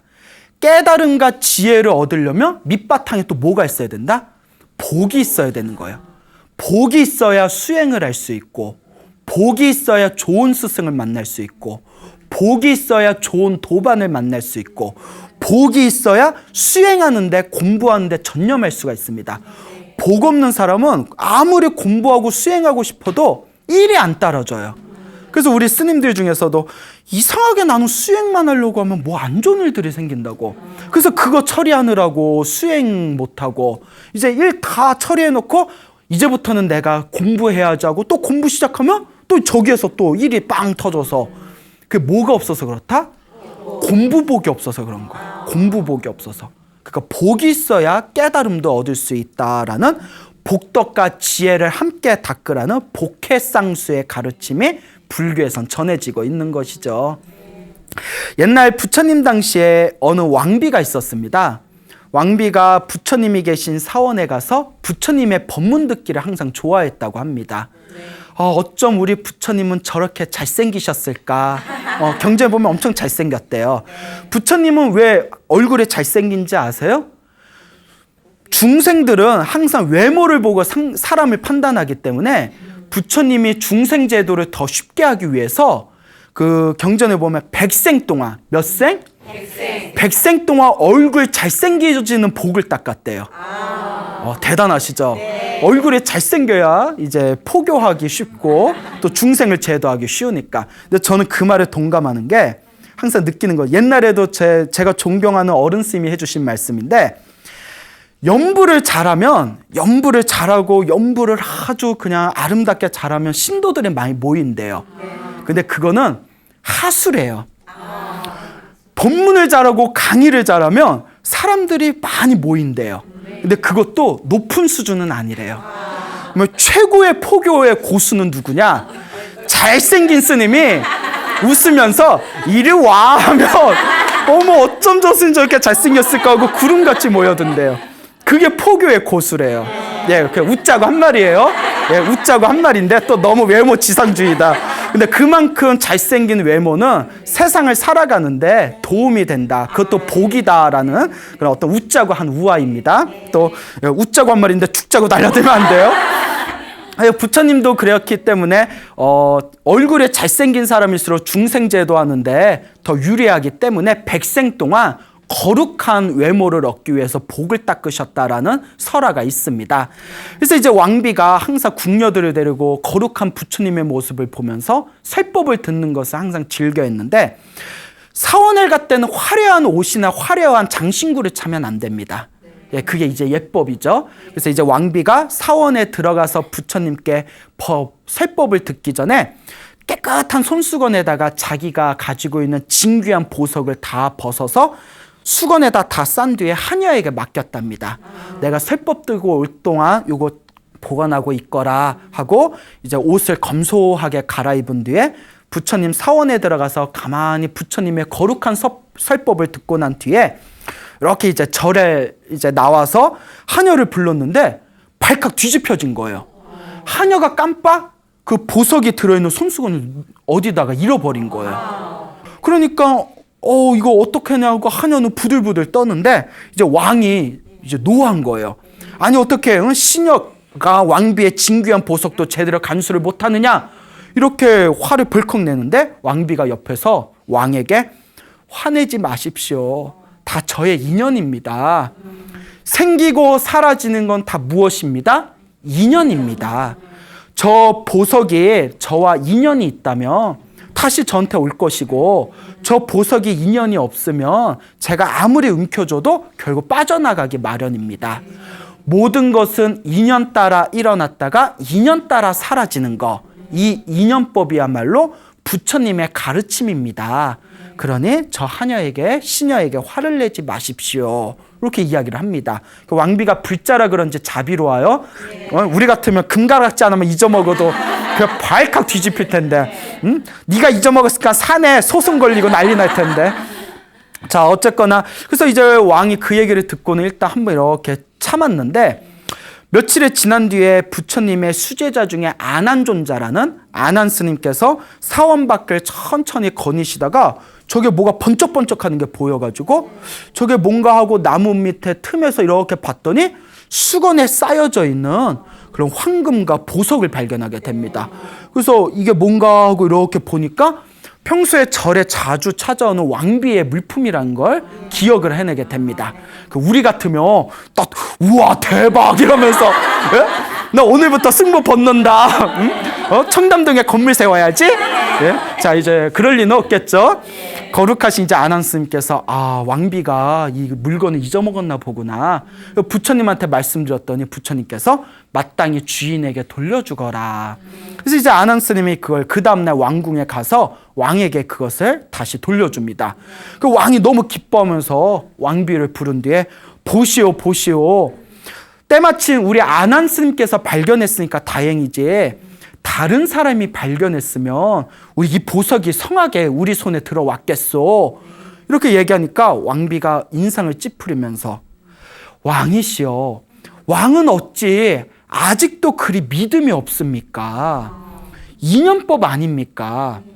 왕이시여, 제가 이 보석과 인연이 있다면 이 보석을 사람들이 다니는 사거리에다 집어던져도 결국은 제품으로 돌아올 것입니다. 하지만 이 보석이 저와 인연이 없다면 아무리 꽁꽁 숨겨도 결국은 제 품을 벗어나게 될 것입니다. 모든 게 결국 인연법입니다. 그러니까 왕이 말은 맞는 말인데 기분 더러워요. 아니 내가 무슨 말만 하면 아우 왕은 왜 이렇게 부처님 법도 잘 이해를 못합니까 이럴까? 그 속으로 야 네가 그렇게 잘났어? 그런 마음 생길 수도 있잖아요. 근데 사람이 너무 옳은 말만 따박따박해도 좀 정내미가 없거든요. 약간 그런 거 있죠. 네가 그렇게 잘났냐? 그 왕이 이런 마음이 이제 생기니까 막 이제 골탕 먹이고 싶은 생각이 드는 거예요. 네가 그렇게 잘났어? 그래 너 어디 한번 그러니까 우리말로 하면 너 엿 먹어봐라 막 이런 생각이 들어서 왕비가 몰래 밤에 잠을 자고 있을 때 그 왕이 애야 완전 애야 마음 쓰는 거 보면 왕비가 제일 아끼는 반지를 몰래 빼옵니다. 그리고 흐르는 강물에다 집어던졌대요. 왕이. 그러니까 이거 왕이 얼마나 삐쳤으면 그 다음날 이제 왕비가 일어났는데 자기가 제일 아끼는 반지가 사라진 거예요. 꼭 깜짝 놀라서 왕에게 왕이시여 제 반지가 사라졌습니다 했더니 왕이 킥킥 웃으면서 어차피 인연법 아닙니까? 인연 따라 일어나고 인연 따라 사라지는 거 인연 있으면 반지가 돌아오겠네 이러시 비꼬니까 이제 이 왕비가 우리 같으면 부부싸움 났을 거예요. 아유 인간아 이 속좁은 인간아 이랬을 텐데 왕비가 맞습니다. 결국 인연법 아닙니까? 인연이 있으면 올 것이고 인연이 다 있으면 흩어지는 거죠. 맞습니다 왕이시여. 왕께서 부처님의 가르침을 잘 이해하고 계시네요. 이렇게 이제 훈훈하게 이제 대화가 끝났어요. 이제 왕은 왕대로 골탕 먹여서 기분 풀리고 왕비는 왕비대로 내 인연법인가 보지 마음으로 다 내려놓았는데 그 다음날 이제 그 왕궁의 요리사가 오늘 점심 때 우리 왕과 왕비님에게 어떤 맛있는 요리를 해드릴까 하는 생각이 들더랍니다. 그래서 오랜만에 생선 요리를 해드릴까? 그래서 이제 시장을 딱 갔는데 줘서 아주 그냥 푸드덕거리는 큰 싱싱해 보이는 생선이 있는 거예요. 그래서 요 놈으로 생선 요리 해야 되겠다. 그 이제 짊어지고 와서 이제 요리장에 다 와가지고 이제 내가 요리를 해야지 이제 이렇게 손질을 해야 되지 않습니까? 손질하라고 이렇게 이제 생선 이제 목을 따고 배를 딱 자르는데 뭐가 땡 하는 소리가 들리는 거예요. 눈치채셨죠? 네. 땡 해서 이게 전국 노래자랑 땡도 아니고 뭔가 싶어서 봤더니 평소에 왕비가 제일 아끼던 반지였던 거예요.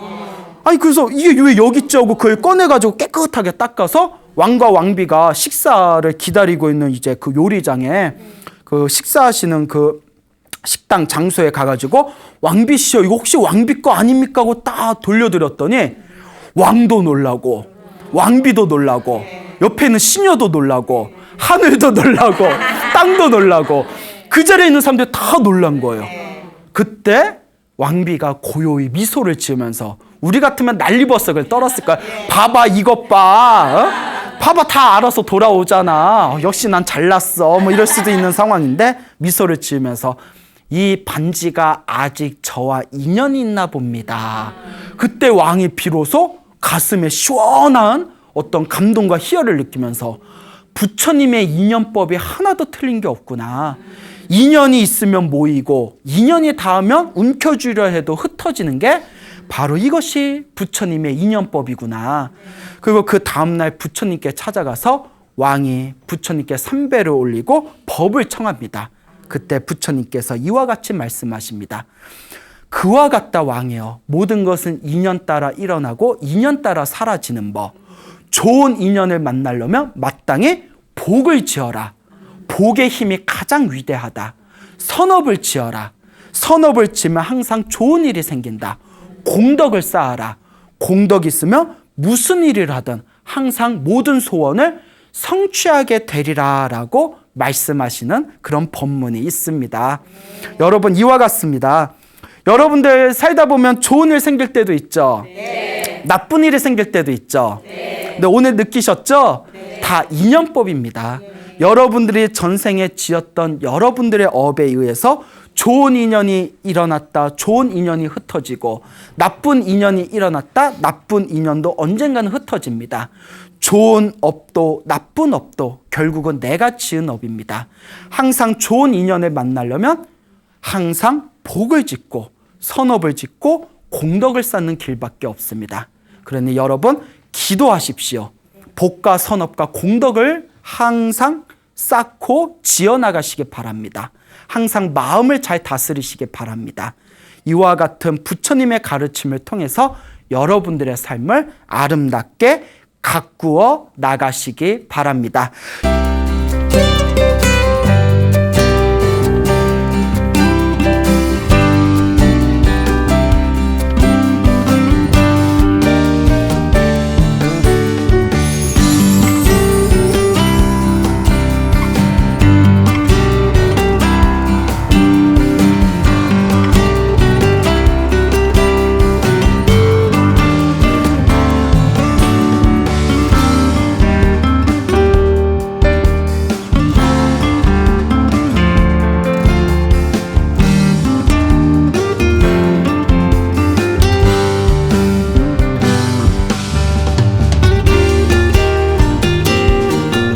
네, 안녕하십니까. 와. 네. 오랜만에 본 건데, 마치 아까 전에 본 것 같은 느낌이 들어요. 그죠? 예, 와. 만나서 반갑습니다. 예. 아, 이러니까 어색하다. 아까 봤는데, 뭐 만나서 반가워. 자, 저 오늘 이렇게 또 아름다운 도량, 또 우리 삼성사에서 제가 좋아하는 아주 스님, 이 효산 스님, 효산 주지 스님하고 이렇게 또 아름다운 시간을 보내고 있습니다. 너무 좋죠? 예. 부처님 도량에 오면 이렇게 좋은 일들이 생겨요.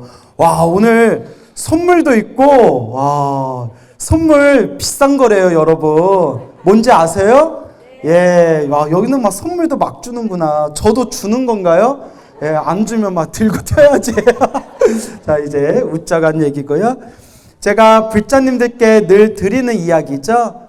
사람으로 태어나기 어렵고 무엇을 만나기 어렵다? 부처님 법을 만나기 어렵다. 이걸 마음에 꼭 되새기셔야 돼요. 뭐 해야 된다? 되새겨야 된다. 사람으로 태어나기 어렵고 부처님 법을 만나기 어렵다. 사람으로 태어나기 어렵고 부처님 법을 만나기 어렵다. 이걸 되새기다 보면 이번 생 사람으로 태어나 부처님 법을 만났으니 내가 이번 생 잘 닦아야 되겠구나 라는 마음이 솟구치게 돼요. 그런 마음에 내가 이번 생 정말 잘 닦아야 되겠구나 라는 생각 드시는 분들 계시죠? 그게 성근이에요. 뭐라고요? 착할선 뿌리 익은. 착한 뿌리가 있어야 사람으로 태어났으니 부처님 법을 만났으니 이번 생 잘 닦겠습니다 라는 마음을 일으킬 수 있는 이 마음이 바로 착한 뿌리, 성근이 되는 겁니다. 그래서 여러분, 복이 있어야 부처님 법도 만난대요. 뭐가 있어야? 복이 있어야 부처님 법도 만나고 선업과 공덕의 힘이 있어야 부처님 법도 닦을 수가 있대요. 그래서 여러분들이 이번 생 부처님 법을 만난 것이 내가 그래도 지어놓은 복과 선업과 공덕의 힘이 있구나, 착한 뿌리가 있구나라는 걸 항상 고맙게 생각하셔야 됩니다. 2600여 전 석가모니 부처님께서 어느 날 아난스님과 함께, 어느 스님? 아난스님. 다들 알고 계시죠? 석가모니 부처님이 아난스님과 함께 바리떼를 들고 성에 들어가서 탁발을 하셨대요. 걸식을 하고 계시는데 그때 그 성에는 엄청난 부자가 살고 있었대요. 돈이 어마어마하게 많은 부자가 살고 있었는데 그 부자의 이름이 비라선이라고 불렀대요. 이름이 뭐라고요? 비라선. 비라선이라는 이름을 가진 부자가 살고 있었는데 그때 때마침 한낮에도 기생들을 불러놓고 수많은 여인들 품에서 띵가 유흥을 즐기고 있었대요. 노세 언제 놀아? 젊어서 놀아. 얼씨구나 좋구나. 막 놀고 있으니까 부처님께서는 모든 걸 다 아시고 모든 걸 다 꿰뚫어 보시는 분이에요. 하지만 알면서도 일부러 물어보신대요. 경전에 나와요. 알면서도 일부러 물어보셨다. 그때 석가모니 부처님께서 성에 탑발을 나오셨는데 띵가 띵가 띵가 음악 소리와 여자 웃음소리가 막 퍼지는 큰 집을 가리키면서 부처님께서 아난 스님에게 질문을 하세요. 아난이여, 저기는 누구의 집인가? 그때 아난 스님이 대답을 합니다. 예, 부처님, 저기는 비라선이라는 이름을 가진 큰 부잣집, 큰 부자의 집입니다. 벌써부터 그냥 해가 중천에 떠 있는 낮인데도 벌써부터 저렇게 놀고 있나 봅니다. 그때 부처님께서 이렇게 얘기하십니다. 아난이여, 저 사람은 7일 후에 목숨을 마칠 것이다. 며칠 후에? 7일 후에 죽을 것이다. 그리고 하시는 말씀이 7일 후에 숨이 끊기고 난 뒤에 곧바로 지옥에 떨어질 것이다. 어디에 떨어져요? 지옥에 떨어진대요. 이거 남 얘기 아니에요. 우리 얘기가 될 수 있어요. 예? 야, 저거 마이크 들고 떠드는 쟤는 누구냐? 예, 부처님, 광우라는 중입니다. 아유, 7일 후에 죽겠구나. 남 얘기가 아니에요. 우쩍한 얘기지만 그만큼 하루하루 소중하게 여겨야 된다는 거예요. 알겠죠? 그래서 저도 언제 죽을 줄 모르기 때문에 매일매일 염불 해요. 예? 죽을 때 죽더라도 뭐하고 죽게? 염불하다 죽으려고. 저 착하죠? 예, 그래요. 그래서 저 사람은 7일 후에 목숨이 끊길 것이고 목숨이 닿은 뒤에 손살같이 지옥에 떨어질 것이다. 부처님, 왜 그런 것입니까? 이번 생에 복을 짓지 않고 전생에 지은 복을 다 까먹었기 때문에, 지어놓은 뭐가 없기 때문에? 복이 없기 때문에. 경전에 나오는 말씀이에요. 지어놓은 복이 없기 때문에 다음 생 지옥에 떨어지게 될 것이다. 부처님, 저 사람이 너무나 불쌍합니다. 저 사람이 7일 후에 안 죽을 수 있는 방법은 없습니까? 여러분 잘 들어야 돼요. 저 사람이 7일 후에 죽는다고 했는데 안 죽을 수 있는 방법은 없겠습니까? 궁금하시죠? 부처님이 없다라고 하셨어요. 뭐 해야 된다? 죽어야 된다. 자기가 이번 생에 복을 다 써먹었기 때문에 7일 후에 죽는 것을 막을 수가 없구나. 자기의 주어진 수명을 다 썼기 때문에 7일 후에 죽는 것을 막을 수가 없구나. 그때 아난 스님이 곰곰이 생각하다가 부처님께 다시 여쭈어 봅니다. 그럼 부처님, 7일 후에 죽는 것은, 일주일 후에 죽는 것은 막을 수 없다 하더라도 지옥에 떨어지는 것은 막을 수 있겠습니까? 막는다, 못 막는다? 막을 수 있다 이랬어요. 아니, 또 그걸 틀리고 있어. 또 지옥에 떨어지는 건 막을 수 있느니라. 부처님, 그 방법이 무엇입니까?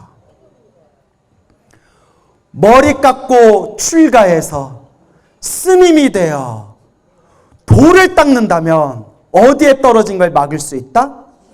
지옥에 떨어진 건 막을 수 있다. 그럼 부처님, 저 사람이 너무 불쌍하니 머리 깎여서 출가해서 스님이 되어서 돌을 닦을 수 있게끔 해주십시오. 자, 그때 부처님이 이렇게 말씀하십니다.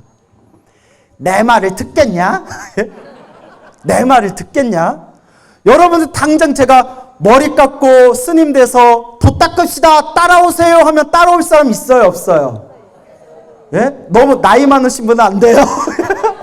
저기 노보쌤이 있어요 이러셔서 안 돼요. 예. 내 말을 듣겠느냐?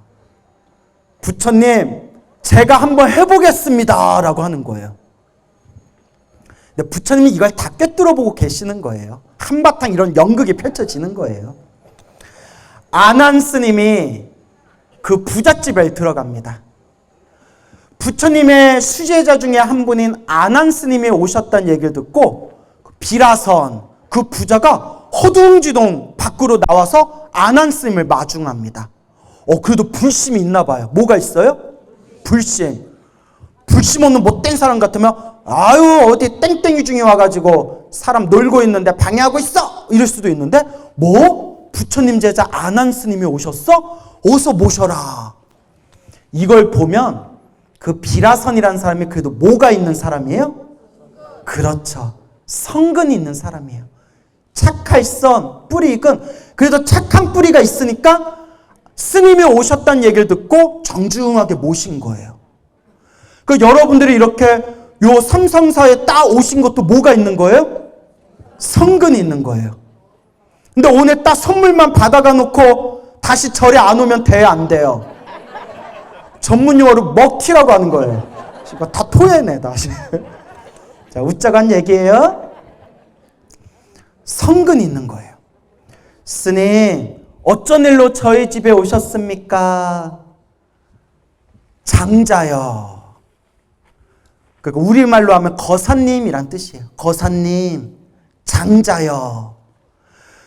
우리 모든 것을 꿰뚫어 보시는 우리 부처님께서 그대가 일주일 후에 목숨이 끊겨 지옥에 떨어지게 될 거다라고 예언하셨습니다. 그 말을 듣는 순간 온몸에 소름이 쫙 돋으면서 두려움을 느끼더래요. 무서움을 느끼더래요. 스님, 어떻게 해야 되겠습니까?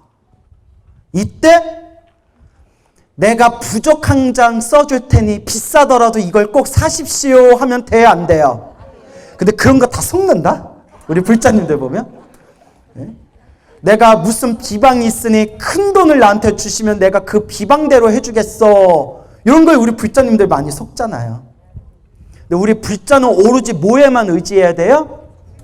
부처님. 오직 부처님께 의지할 뿐이에요. 장자여. 일주일 후에 죽어서 지옥에 떨어지는 것을 벗어나려면, 막으려면 한 가지 방법밖에 없다고 하셨습니다. 지금 머리 깎고 출가해서 스님이 되어 돌을 닦으면 어디에 떨어지는 걸 막을 수 있습니다? 지옥에 떨어지는 걸 막을 수 있습니다. 그때 장자가, 그 부자가 딱 생각이 든 게, 지옥에 떨어지는 싫고, 머리 깎고 스님 되는 것도, 그래!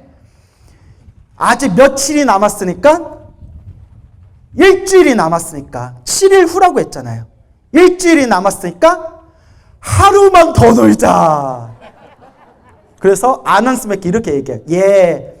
제가 머리 깎고 출가해서 스님이 될 테니 그냥 오늘은 스님 먼저 절로 돌아가십시오 라고 아난스를 보내요. 그리고 그날부터 술과 여자와 온갖 쾌락을 띵가띵가 즐기는 거예요. 그렇게 하루가 지나갔어요. 아난스이 그 다음날 또 찾아오세요. 장자여, 왜 머리 깎으러 오지 않으십니까? 죽으면 지옥에 떨어집니다. 며칠밖에 안 남았습니다. 6일밖에 안 남았습니다. 또 곰곰이 생각해 보니까 이 장자가, 이 부자가 아직 며칠이 남았어요? 6일이 남았어요. 그래서 또 어떤 생각이 들어요? 하루만 더 놀자. 하루만 더 놀자. 내가 딱 이 든 생각이 뭐냐면, 우리 학교 다닐 때 방학 있잖아요. 여름방학. 한 달 정도 여름방학 있으면 여름방학 숙제가 있잖아요. 그럼 우리가 뭐라고 해요? 딱 일주일만 놀자. 동감하시죠? 일주일 놀고 났는데도 아직 며칠이 남았구나? 아직도 2, 3주가 남았구나. 한 주만 더 놀자. 또 일주일 또 지나고 난 뒤에는 아직 며칠 남았으니까 하루만 더 놀자, 하루만 더 놀자 하다가 막판에 방학 끝나기 한 2, 3일 전에 그냥 밤새워가면서 숙제 막 베끼잖아요. 여러분 그런 적 없어요? 예, 있죠? 나만 이상해지잖아. 청량사에서 오셨다고 했어요? 리액션 좋아요. 예, 복 받으실 거예요. 자, 그래서 하루만 더 놀아야겠다. 스님, 오늘도 돌아가십시오. 제가 머리 깎으러 따라가겠습니다 하고 안한 스님 돌려보낸 뒤에 또 어떻게 해요? 하루 종일 그냥 파티를 즐기면서 친구들 불러 모으고 여자들 불러 모으고 술 마시면서 또 쾌락을 즐기는 거예요. 매일매일 안한 스님이 찾아오고 매일매일 안한 스님을 돌려보냈대요. 며칠만 더 놀자? 하루만 더 놀자. 하루만 더 놀자. 하루만 더 놀자. 근데 여러분, 제가 경전의 이 이야기를 보면서 느낀 게 이게 남 얘기가 아니에요. 누구 얘기예요? 우리 얘기예요. 내가 염불해야 되는데 오늘만 쉬자. 내가 기도해야 되는데 오늘만 놀자. 내일부터 열심히 하자. 내가 복 짓고 봉사해야 되는데 봉사하고 선업을 지어야 되는데 컨디션도 안 좋은데 오늘만 좀 더 쉬자. 이게 누구 얘기예요? 우리 얘기예요. 우리 얘기. 동감하십니까? 그렇게 6일이 지나고 마지막 하루가 남았대. 하루. 겁나 논 거예요. 겁나 놀았어. 도저히 안한 스님이 안 되겠다 싶어서. 근데 안한 스님도 대단해. 우리 같으면 포기했을 거예요. 말아라. 지옥 가도 누가 가지? 지가 가지. 되게 잘하시네요. 지옥 가도 지가 가지 내가 가냐? 나는 할 만큼 했어. 그런데 안한 스님이 매일매일 찾아가신 거예요. 그리고 마지막 하루 남았을 때 장자여 비라선이여, 이름이 비라선, 이제 하루 남았습니다. 오늘 가서 머리 깎지 않으면 내일이면 당신은 목숨이 끊겨 지옥에 떨어질 겁니다. 오늘이라도 부처님께 갑시다. 딱 하루 남겨놨을 때 드디어 이 비라선이, 이 부자가 안한 스님을 따라가서 부처님 앞에서 머리 깎고 승복을 입고 출가를 합니다. 그리고 부처님이 이와 같이 말씀하십니다. 안한이여, 그대가 데려왔으니 그대가 돛 닦는 방법을 가르쳐줘라. 그때 안한 스님이 갓 머리 깎고 승복 입은 비라선 스님한테, 이제 스님이에요, 부자가. 그 비라선 스님한테, 아니 그 재산은 다 어떻게 했을까? 이럴 때 딱 드는 생각, 나눠주지. 다 내려놓고 딱 머리 깎고 출가한 비라선 스님한테 안한 스님이 지금부터 딱 자리에 앉아서 마음을 고요하게 가라앉힌 뒤에 오직 불, 법, 승, 삼보를 염하십시오. 자, 따라해서 삼귀. 거룩한 부처님께 귀의합니다. 거룩한 가르침에 귀의합니다. 거룩한 스님들께 귀의합니다. 삼귀. 이 삼귀가 불자의 가장 기본이잖아요. 오직 부처님 가르침, 승가, 스님들의 모임, 승가, 불, 법, 승, 삼보를 계속 마음을 집중하면서 마음을 고요하게 잘 닦으십시오. 딱 숙제를 내줍니다. 딱 앉아서 불법성 삼보에 귀의합니다. 거룩한 부처님께 귀의합니다. 거룩한 가르침에 귀의합니다. 거룩한 승가에 귀의합니다. 삼보에 귀의하고 불법성 삼보에 마음을 집중하면서 마음을 닦다가 딱 하루가 지나고 난 뒤에 빽 하고 죽었어요. 정말 죽었어. 부처님이 말씀한 대로 일주일이 딱 지나고 딱 죽기 하루 전에 머리 깎고 승복 입고 앉아서 돛 닦다가 딱 죽었어요. 에이구, 그럴 바에야 언제부터 그냥 출가했으면, 일주일 전에 출가했으면 7일 동안 돛 닦았으면 어디에 안 떨어졌어요? 지옥에 안 떨어졌을 텐데 하루만 하다가 딱 하루 스님으로 살다가 꽥 하고 죽었어요. 꽥 하고 죽었으니까 다음 생에 뭘로 태어났을 것 같아요? 개구리. 예. 개구리 울 때 꽥꽥 울잖아요. 비라선 스님이 하루 만에 숨이 끊기고 난 뒤에 비라선 스님의 몸을 거두어서 안한 스님이 정성껏 화장을 해줍니다. 그 부처님께 찾아갑니다. 부처님이 예언하신 대로 저 비라선 스님은 7일 만에 목숨이 끊겼습니다. 지금 어디에 태어났겠습니까? 하늘세계 태어났느니라. 어디에 태어났느니라? 하늘세계. 중노릇 며칠 했는데? 하루 했는데. 야, 그럼 나 지금 벌써 중노릇 한 지 25년이 넘어갔는데, 야, 나는 저 하늘 꼭대기 태어나겠다, 야. 근데 경전에 나오는 말씀이에요. 부처님, 저 비라선 스님이 어디에 태어났다고요? 하늘세계 태어났느니라. 오, 부처님, 저는 부처님의 말씀을 의심하지 않습니다. 부처님이 말씀하신 대로 저 비라선은 7일 만에 목숨이 끊겼는데 겨우 스님으로서 돌을 닦은 지 며칠밖에 되지 않습니다. 하루밖에 되지 않습니다. 그런데 어떻게 하늘세계 태어났단 말입니까? 이제 이게 핵심이에요. 잘 들으세요. 부처님이 이와 같이 말씀하십니다. 아나니여, 아나니여.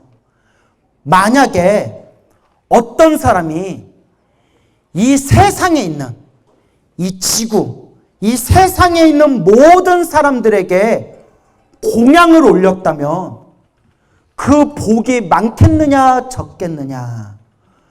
많습니다, 부처님. 엄청 많을 겁니다, 부처님. 그때 부처님이 이렇게 같이 말씀하십니다.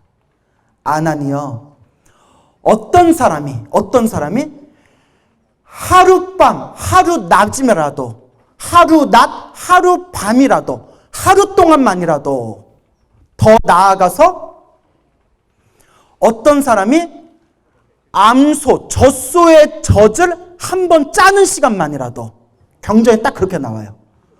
젖소에 무엇을 짜는 시간만이라도, 젖소의 젖을 한 번 짜는 시간만큼이라도 마음을 집중해서 돌을 닦는다면 이 세상에 있는 모든 사람에게 공양을 올린 복보다도 훨씬 더 큰 공덕을 쌓게 되느니라. 얼마만큼의 시간? 젖소의 젖을 한 번 짜는 시간만큼이라도 마음을 닦는다면 그 공덕은 전 세상에 있는 사람에게 공양을 올린 것보다도 훨씬 더 큰 공덕을 얻게 된다. 마음을 닦는 공덕이 이와 같이 훌륭하느니라. 믿습니까, 여러분? 예.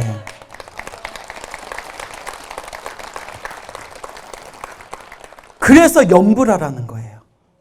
마음을 모아서 한 번이라도 나무아미타불, 마음을 모아서 한 번이라도 관세음보살, 마음을 모아서 한 번이라도 지장보살, 마음을 모아서 한 번이라도 나무라 다나다라야야, 마음을 모아서 한 번이라도 금강경이나 법화경 한 구절 한 개송이라도 마음을 집중해봐라. 그 공덕이 헤아릴 수 없이 깊고 높을 것이다 라고 부처님이 말씀하셨습니다. 근데 우리는 얼마나 복이 많아요. 이번 생에 사람으로 태어나 부처님 법을 만났으니, 여러분 절에 다니면서 염불 한 번이라도 해봤어요? 안 해봤어요? 해봤죠. 절에 다니면서 천시경 한 번이라도 외워봤어요? 안 외워봤어요? 외워봤죠. 머리에 안 들어가도 외워봤잖아요. 예, 그것만으로 공덕이 쌓인 거예요. 예. 절에 다니면서 반야신경 한 번이라도 읽어봤죠? 그 순간 이미 공덕이 쌓인 거래요. 단 우리 불자들은 복을 쌓기는 쌓은데 또 뒤에서 뭐 하는 경우가 많다? 복 까먹는 경우가 많대요. 그게 이제 함정이에요. 그래서 제가 늘 불자님들께 절에 다니는 불자들은 복을 엄청 많이 쌓고 있는 존재들이다. 단 절에 와서 복을 지을지언정 못 까먹지는 맙시다. 복 까먹지는 맙시다. 늘 말씀드리는 거예요. 이게 다 큰 스님들이 하신 말씀이에요. 알겠죠? 그래서 이 비라선이라는 부자는 복이 엄청 많은 사람이에요. 태어날 때 어떤 집에 태어났어요? 엄청 부잣집에 태어나고 죽을 때까지 부자로 살면서 뭘 즐겼어요? 온갖 쾌락과 즐거움을 누리다가 일주일 후에 지옥에 떨어질 때쯤 됐을 때 누굴 만났어요? 부처님과 아난스님을 만나고 그나마 수명 일주일 남았을 때도 며칠 동안 놀았어요? 6일 동안 그냥 쎄 빠지게 놀다가 아주 혀 빠지게 놀다가 마지막 하루 앞두고 죽을 날 하루 앞두고 뭐 했어요? 머리 깎고 출가해서 딱 하루 도를 닦았는데 지옥의 업보가 소멸하고 하늘색에 태어나게 되었다. 겁나 복을 많이 준 사람이에요. 야, 그냥 복만 치면 나보다 낫다. 야, 난 놀아보지도 못하고 출가했는데. 예? 자, 이제 웃자고 한 말이에요. 이와 같이 우리가 이번 생 부처님 법을 만난 것이 소중하고 소중한 인연입니다. 여러분들도 지금 복을 짓고 있는 거예요. 선업을 짓고 공덕을 쌓고 있는 거예요. 이번 생 불자로서 살아가는 자신의 모습을 다행이다, 다행이다. 부처님 법을 만나서 다행이다. 마음에 새기면서 매일매일 염불하고 기도하시기 바랍니다. 알겠죠? 그래서 2600여 년 전쯤에 우리 석가모니 부처님께서 기원정사에 계셨을 때 금강경에 나오는 기수고 고도권 기원정사에 계셨을 때 지혜제일 사리불 스님과 함께 숲을 걷고 계셨대요. 부처님이 앞에서 걷고 지혜제일 사리불 스님, 사리불 스님이 뒤에서 이렇게 따라오고 있었대요. 여러분 반야심경 읽을 때 사리자시 제법공사할 때 사리자라고 나오죠. 그 사리자가 두통, 치통, 뭐뭐통 할 때 사리돈이 아니라 예? 지혜제일 사리불 스님을 얘기하는 거예요. 다 알고 계시죠? 예, 다 알고 계신데 혹시 모르는 분들을 위해서 지혜제일 사리불 스님 부처님 뒤를 딱 따라가고 있는데 숲에서 매 독수리에 쫓겨가지고 비둘기 한 마리가 숲에 싹 내려왔대요. 그리고 두려움에 덜덜덜 떨면서 꾹꾹꾹 하면서 막 소리를 막 내더래요. 날개짓을 하면서 공포에 떨면서. 그때 석가모니 부처님이 지나가면서 석가모니 부처님의 그림자가 비둘기 몸에 딱 닿는 순간 비둘기가 고요하고 편안하고 안정을 되찾았대요.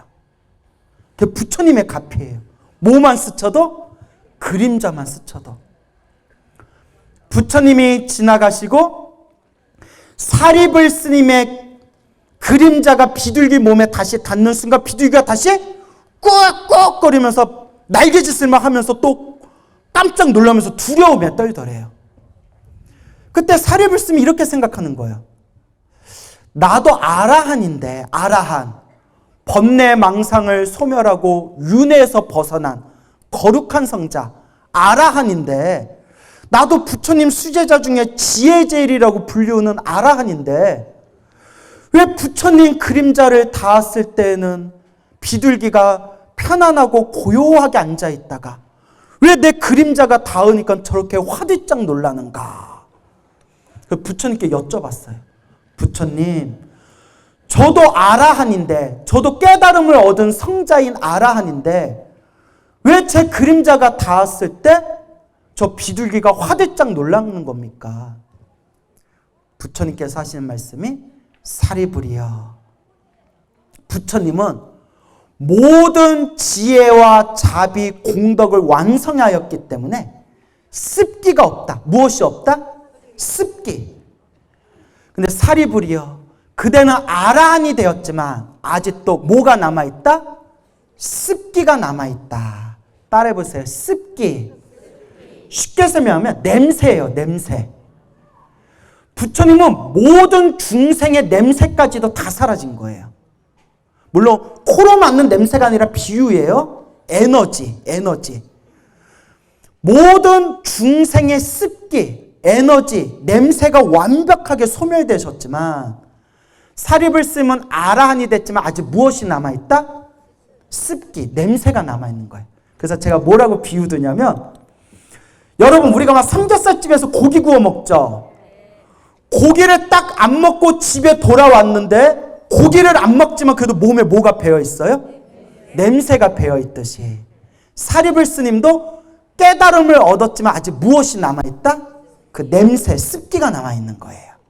무슨 말인지 알겠죠? 그러면서 부처님께서 이와 같이 말씀하십니다.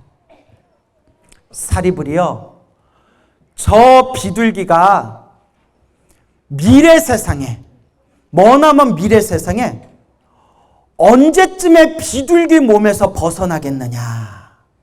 저 비둘기가 다음 생, 다음 생, 다다음 생 언제쯤에 비둘기가 사람 몸을 받을 수 있겠느냐. 그래서 사리불스님이 당신의 지혜제일의 신통력으로 비둘기의 다음 생, 다음 생, 미래생, 미래생을 꿰뚫어 봐서 8만 대겁을 꿰뚫어 봤대요. 몇만 대겁? 8만 대겁. 헤아릴 수 없는 기나긴 시간을 꿰뚫어 봤대요. 그런데 8만 대겁을 꿰뚫어 봐도 비둘기 몸에서 벗어났다, 못 벗어났다? 못 벗어났더래요. 그렇게 사람 몸 받는 게 힘들어요. 부처님, 제 지혜로는 아무리 꿰뚫어 봐도 제가 8만 대겁까지 꿰뚫어 봤지만 비둘기가 사람 몸에서, 비둘기 몸에서 벗어나서 사람 몸을 언제 받는지 제 지혜로는 알 수가 없습니다. 부처님. 부처님은 무한에서 무한까지 꿰뚫어 본대요. 어디서 어디까지? 무한에서 무한까지. 당신이 원하시는 만큼 끝없이 끝까지 다 꿰뚫어 보신대요. 그게 부처님의 공덕이에요. 그때 부처님이 이와 같이 얘기하세요. 사리불이여, 지혜의 제일이라고 불리우는 사리불조차도 저 비둘기가 얼마 후에 비둘기 몸에서 벗어나게 되는지 알지를 못하는구나. 이거는 오직 누구만 알 수 있다? 부처님만 알 수 있다. 그래서 이렇게 얘기하세요. 수없는 억겁의 세월이 지난 뒤에 드디어 비둘기 몸에서 벗어난대요.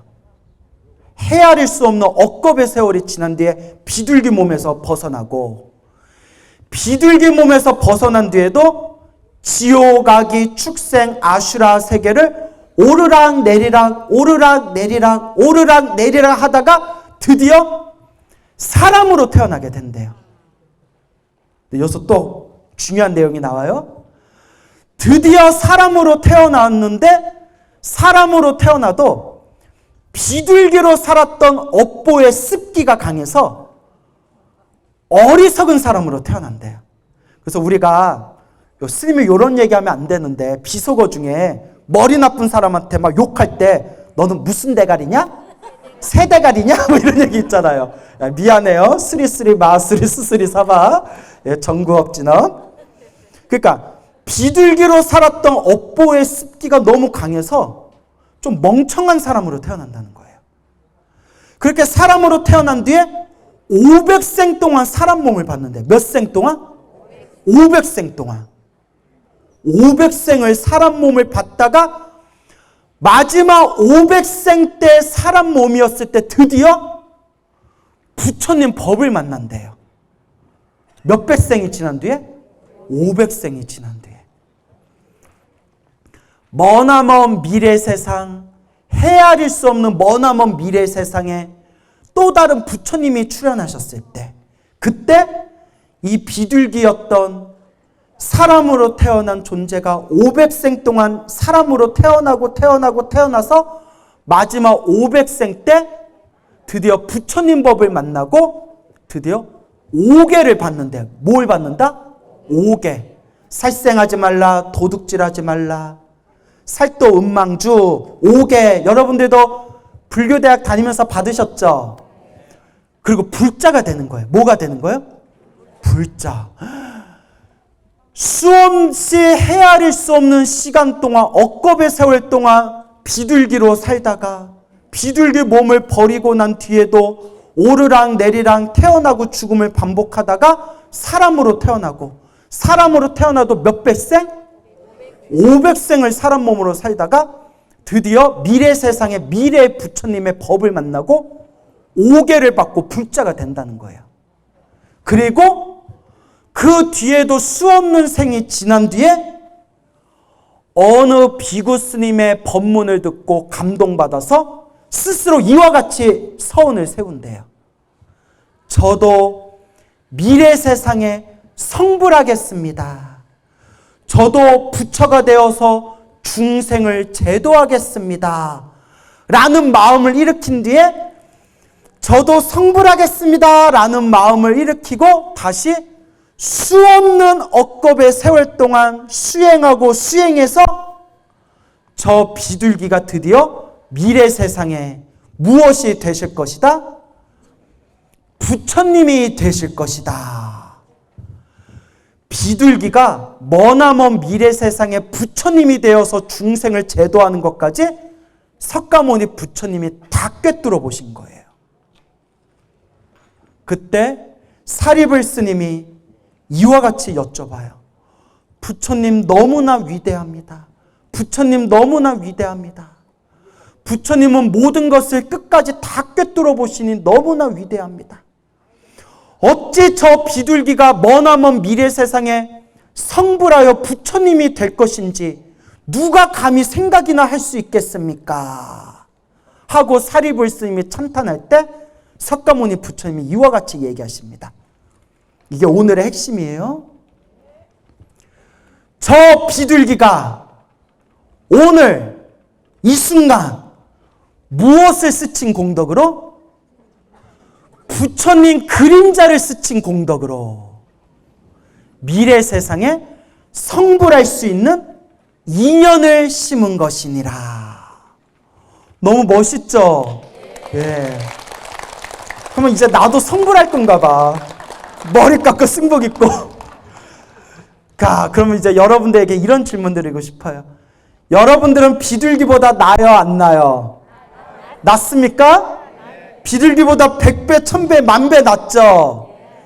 비둘기도 부처님 그림자를 스친 공덕으로 머나먼 미래 세상 성불할 수 있는 인연을 심었다고 분명히 부처님께서 말씀하셨는데, 하물며 여러분들이 이번 생 부처님 가르침을 만나서 이번 생 연불을 한번 하고 부처님 경전 한 구절 한 개송이라도 여러분들이 외운 그 공덕의 힘이 여러분들을 반드시 미래 세상에 깨달음의 길로 인도해 주실 겁니다. 그래서 여러분 꼭 명심하세요. 사람으로 태어나기 어렵고 부처님 법을 만나기 어려운데 내가 이번 생 사람으로 태어나 부처님 법을 만났으니 이번 생 잘 닦겠습니다 라는 것을 꼭 마음에 되새기시기 바랍니다. 알겠죠? 예. 여러분 행복해지고 싶습니까? 행복한 삶을 창조하고 싶습니까? 복을 지으십시오. 선업을 지으십시오. 공덕을 쌓으십시오. 복과 선업과 공덕의 힘이 여러분들을 진정한 행복의 길로 이끌어 줄 것입니다. 성불하십시오.